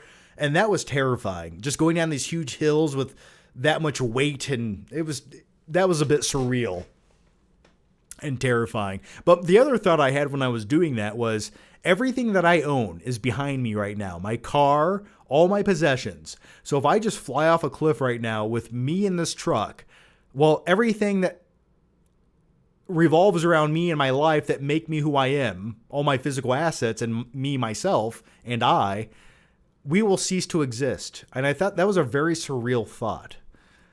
Is it getting too deep? Okay, let's go to the next one. Your mama, Lick Booty, says, that's also a great channel name. I wish I would have came up with that. What are your thoughts on Quiet Place Day 1? I find it hard to believe the cat didn't meow the entire movie. I also thought it would have been much more interesting if the cat wouldn't stop meowing and she had to kill it to survive. Missed opportunity. Yeah, that would have been intense. But yeah, how does a cat... Maybe the cat just learned to be aware of its surroundings and its predators and be quiet. I think an animal species could learn to do such things. So maybe that's what happened. We'll go with that. But you just want to see someone kill a cat, you cat killer. No, I get it, man. It could have been an intense scene. Just watching Emily Blunt sit on a cat to make it quiet. Or they could have put the cat in a padded box like they did the baby. Jason says, do you think Peter was justified in cutting off Captain Hook's hand? And why do you think he fed it to the crocodile? Well, he had to teach Captain Hook a lesson. Now he'll always remember. Do not be a predator against small children. And he had to feed it to the crocodile. So, I mean, that the ultimate sign of disrespect. I mean, dude, imagine that. There's nothing worse in life than getting your hand cut off. But then some kid takes your hand and feeds it to a crocodile. Like, oh my God. Just cutting it off wasn't good enough. Pretty intense. Do I think Peter was in the right? Yes, I do. I think his actions were justified that day. Jason says, your thoughts on the basic original story of Alice in Wonderland and first experience of it. Oh, going down the rabbit hole? I think it's a trippy, surreal, crazy, dreamlike story. And I've always liked Alice in Wonderland. I didn't love the Tim Burton adaptations, but I watched I watched Alice in Wonderland for the first time when I was, I don't know, a child on VHS or somewhere, I guess. I don't remember. I'm sure I watched it on VHS.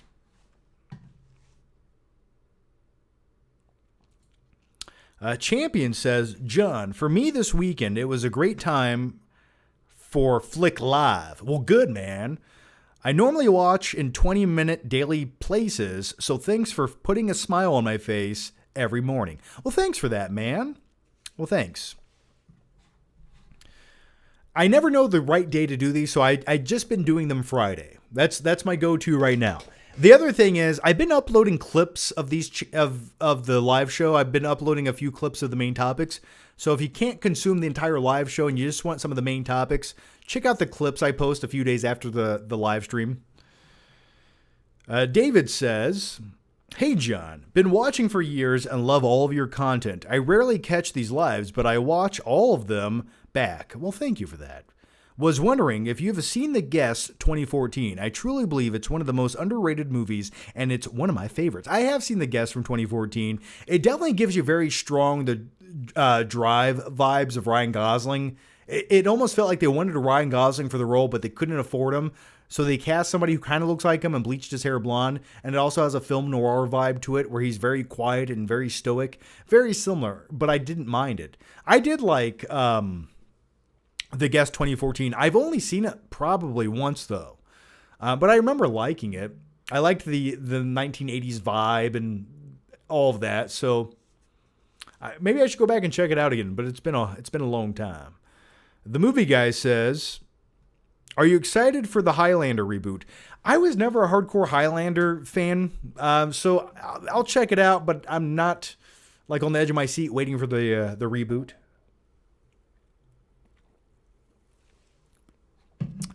Okay, the next one comes from Logan X, who says, John, I'm excited to see 28 years later, but the trailers look like they might be taking it over the top. Hope they keep it grounded zombie flick. You and I both. The weird thing is, I'm seeing Emilio on Wednesday at a matinee showing, hopefully with no children in there because I'll be the only one. And then the next day, I'm watching 28 years later. It's kind of a weird thing. Isn't that like, it's too much contrast in the matter of 24 hours. But I am looking forward to it. Yeah, next week is going to be a hectic week. Monday, I'm going to Chicago to see F1. Wednesday's Elio. Thursday's 28 years later. And then some other stuff comes out, I'm sure. Okay. Roger something, thank you for the bat nips.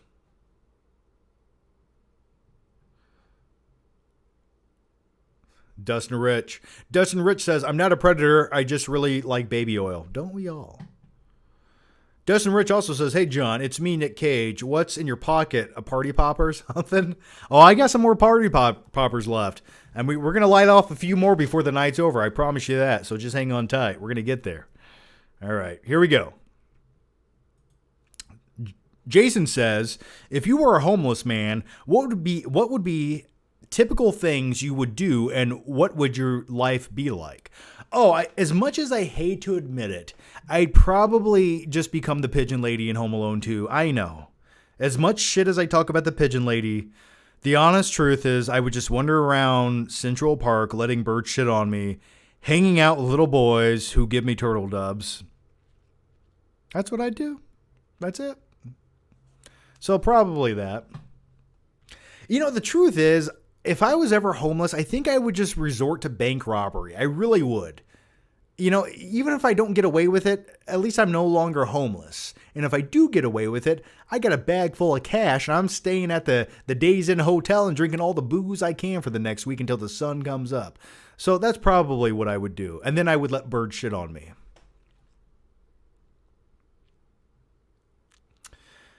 Or honestly, I'd probably just start living off the land and buy a tent and live in the woods somewhere and make a whole lifestyle out of it. I'd probably just do that.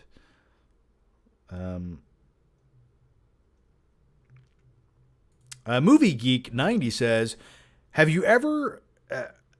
okay, why am I dyslexic tonight? You have a really nice place here, John. How much did you pay for it? Well, that's none of your business. Thank you for that.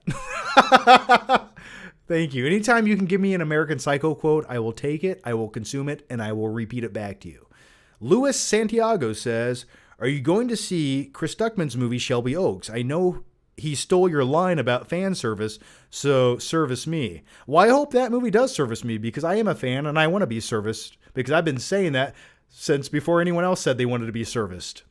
But no, I'll definitely check it out if it plays near me or wherever. I think it's getting a limited release, so I don't know. But I'll do my best to check it out. I promise you I will. Logan X says, have you ever crashed a funeral to pick up girls? I have not. But if someone one day wants to crash mine to do that, I respect that decision, and you may. Movies for Life says, saw Life of Chuck last night. What a beautiful film. Really had me thinking like a few movies this year have. Yeah, I talked about this a few live streams ago. I saw an early sneak peek of that. And I thought it was great. I don't think it's the most rewatchable movie, but I did like the way that the narrative is told in 3 different acts in reverse order. Tom Hiddleston's in the movie for like 20 minutes, but I did enjoy some of the monologues throughout the film. There's a really good one by Mark Hamill. Mark Hamill's in the movie. There's a great monologue with him about math. There's another monologue early on about the time and the existence of the human race as a species. I thought was really fun. It's a good movie. Check it out.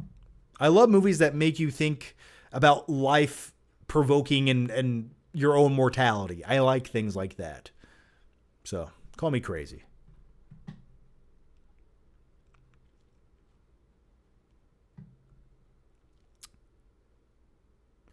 Dustin Rich says, why don't you get a job? I just don't think we have anything in common. That was me stomping on a dog. Never mind. Legendary says, if I crash your funeral, I do a weekend at John's, you'll thank me from the other side. Hey, take my body and drag it wherever you want, as long as I'm dead. I don't mind. Desecrate my corpse however you would like. The next one comes from Champion, who says, I can't believe Night King 01 is not here right now. I know, man. Where's Night King 01 at tonight? What are you doing, Night King 01? And Claudio Rogajon, where are you at, man? Hey, I gave them the night off, okay? They deserve it.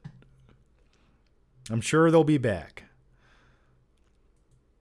Jason says, most interesting moment you know of someone flipping someone off. Someone flipping some, I don't know. What was that movie where they do that? Oh, that's Star-Lord. I'm sorry. Yeah, there's that.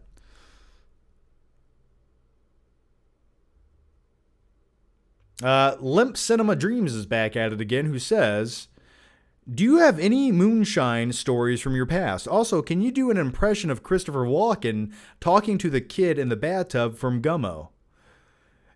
You know, you shouldn't eat spaghetti in the bathtub. The suds get in your noodles. It's no good.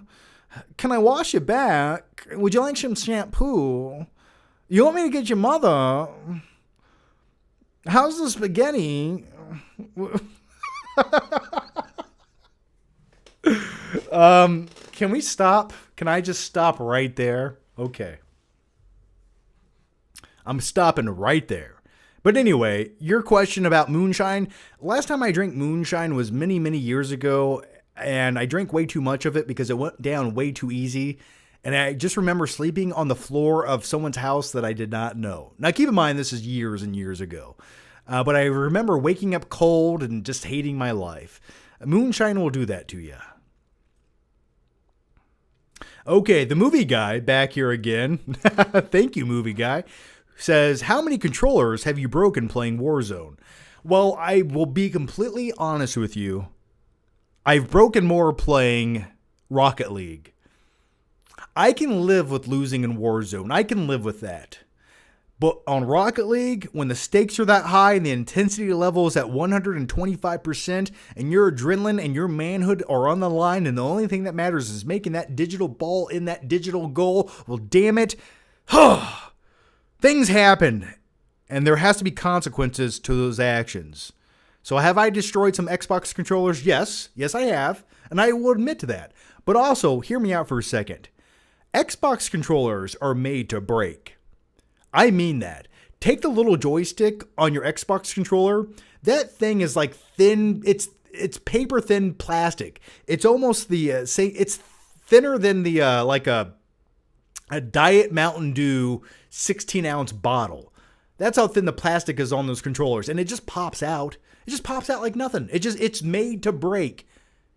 So it's not me. It's the cheaply made shitty Xbox controllers that break under my force. Okay? It's not me, it's the controllers, all right? So couple. I've broken a couple over the years. I'm not proud of it. But it's happened.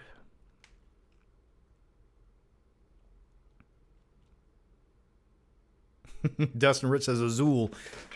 Yeah, so let me ask you guys watching right now, have you ever broken an Xbox controller or any controller for that matter? Let me know that down below.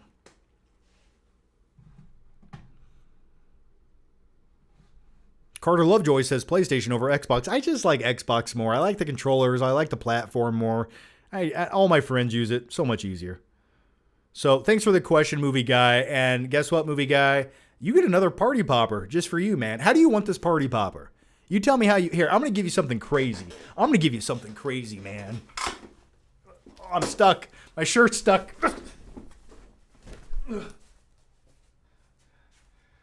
3, 2, 1.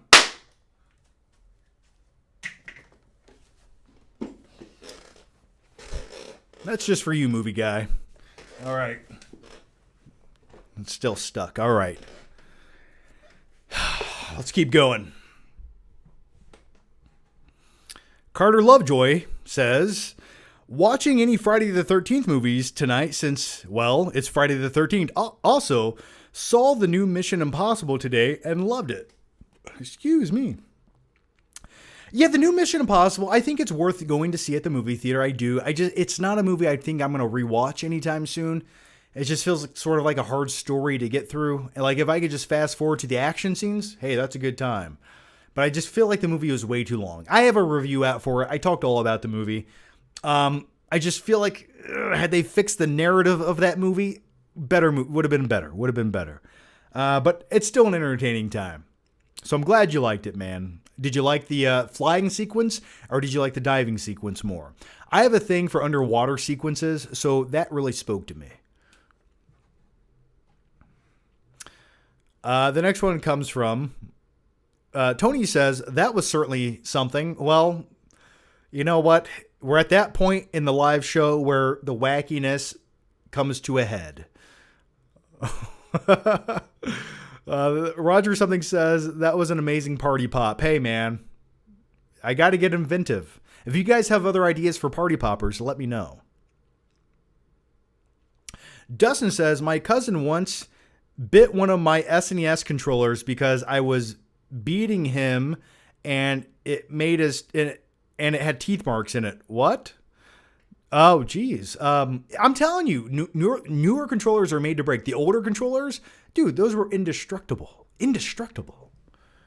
Try to break a Nintendo controller. You can't do it.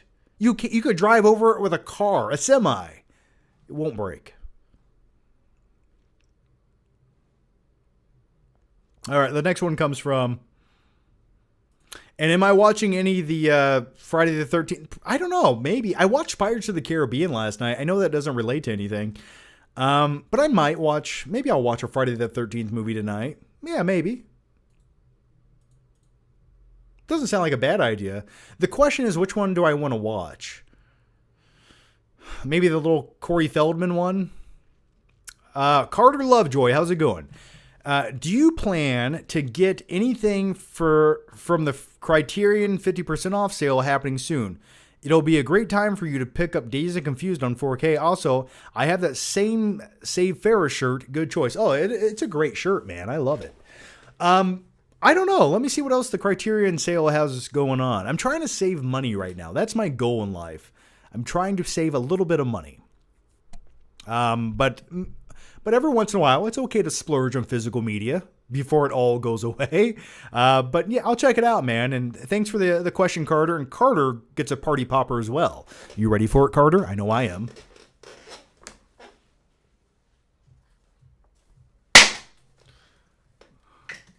All right. Let's go to the next question. And the next question comes from, hey, we still got party poppers, so don't get scared. How many do I have? Got a couple. Okay. We're good. All right. The next one comes from Jason, who says, I once knew a man who had no head and found his way to dinner without a ladder. He was a lonely man, but he had apples. Later, we found him and knew it. That sounds like my uncle, man. Jason has a few more questions. John's greatest swearing moment in a movie ever. I say you fucking fuck from Lord of War. Oh, yeah, I remember that. That was a Jared Leto line, wasn't it? Jason says, have you ever seen Roadkill and had a strange thought that it would be like what it would be like to eat it? Never. I've never had that. But I will say this when it comes to Roadkill. Years and years ago, a friend and I were driving down a country road, and there was a deer that had been hit by a semi and like splattered across the highway. And I don't remember why we were like pulled over to go to someone's house that was near this area or something. I don't remember the details, but some dude in a pickup truck pulled over. He asked us, he's like, are you guys taking this? We're like, no, are you? He's like, I'll take it. And we're like, what are you going to do with it? He's like, I'm going to eat it, man. So he threw it in the back of his pickup truck. And he's like, you guys want to see something cool? And we're like, okay. So he takes a knife. He cuts the deer's asshole out, skins it right there in the back of his truck, throws the carcass in a ditch on the side of the highway, and just like closes the gate to his truck, drives off down the highway. As he's driving down the road, you can see the entrails of the deer with like a little bit of like goop dripping out of the back of his tailgate of his pickup truck. So, no, I've never eaten roadkill, but I think I've watched somebody pick up roadkill to eat it. So there's that.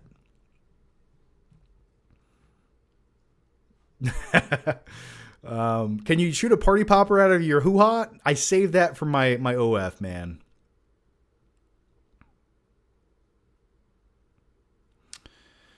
All right. And Jason, thanks for the series of questions, man, as always. Champion says, you look like David Cornsweat flying in the trailer. Wait, let's do it right. Here. Is that it? Hey, I'll take it. I'll take it. Andy Kumar says, I was doing 2,000 milligram edibles a day, spending about $300 a week at the dispensary. I am on a 90-day tolerance break. On day 14 now, only 90, I will go to Mars. What? Well, good for you, man. You know, it sounds like you had quite the small little addiction there, but that's okay. We all have our things. So good for you, man. Good to cleanse the body and the soul.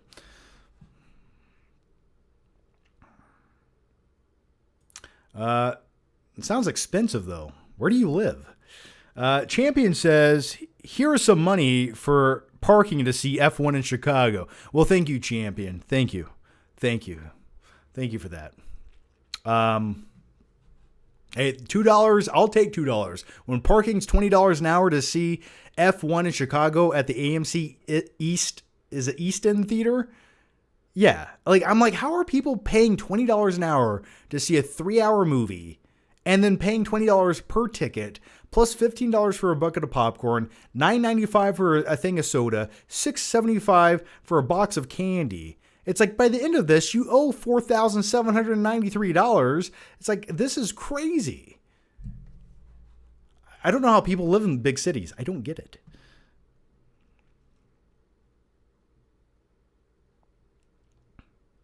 Ohio, okay. There's dispensaries in Michigan right above you. I have a buddy that goes up there often.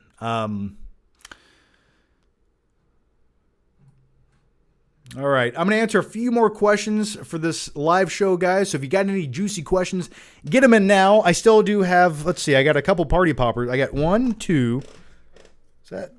Is that a good party popper? No, it's not. We've blown through these party poppers. I've got 2 party poppers left. And I know how to use them. All right, let's go to the next one here. Andy Kumar says, I already answered Andy's drug addiction question. But hey, I get it, Andy. Champion says, we already answered that. Here it is. Andy Kumar says, do you have Jeremy John's number? Do I have his number? No, I don't have his number. Maybe I did at one point.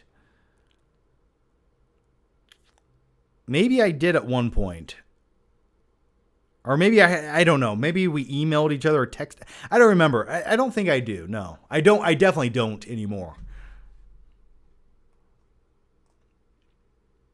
The next one comes from Sal, who says, hey, John, what are your thoughts on the reports of Project Hail Mary's 3-hour early test screening receiving overwhelmingly positive reviews?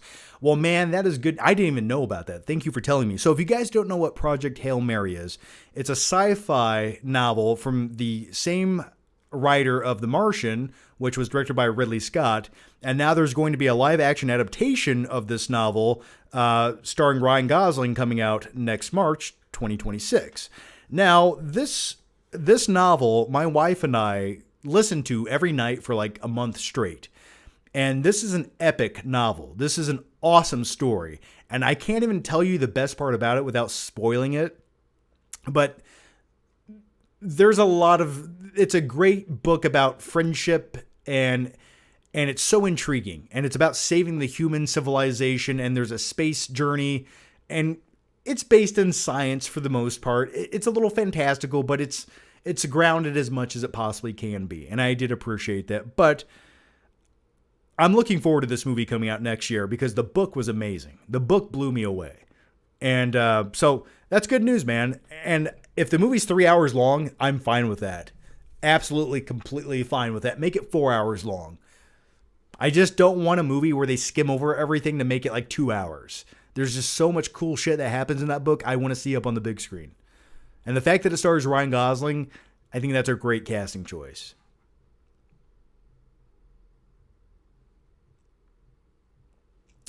Dustin Rich says, screw Chicago, stay home and watch an older classic like Inner Space or Barry Lyndon. Yeah, man, but I got to see Brad Pitt in a race car. Come on. Legendary says, the AMC East River. Yeah, that's where I'm going Monday. That's where I watched Spider-Man No Way Home when I visited Chicago. Yep, that's the one. That's where I'm going.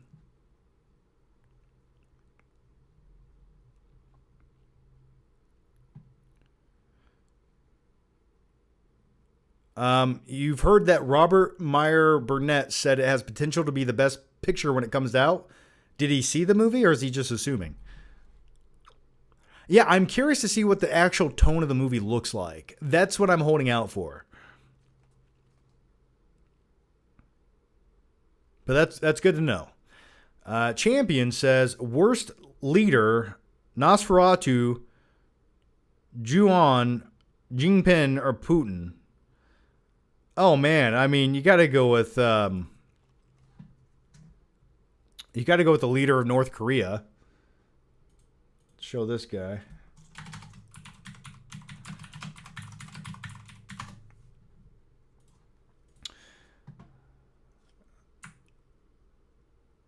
Hang on.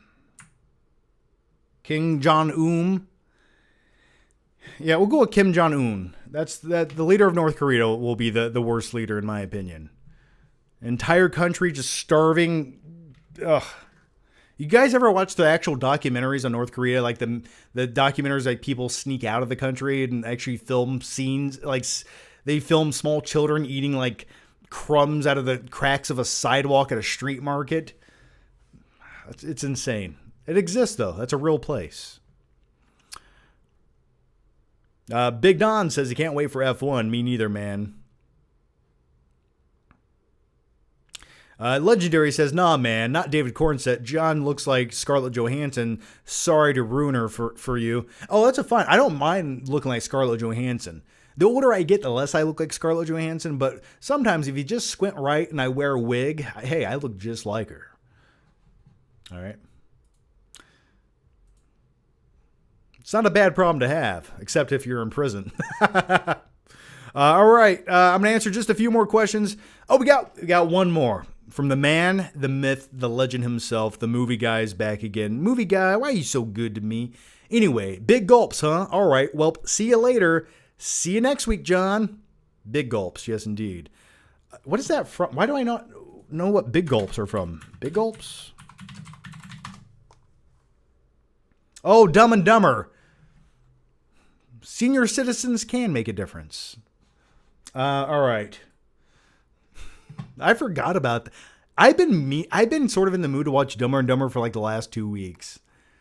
Maybe tonight's the night. I think tonight might be the night. I need a movie of that caliber to just let go of life. But anyway, we'll make that the last question. So big thanks to the movie guy. And you get a party popper, movie guy. So here it goes. Just for you, movie guy.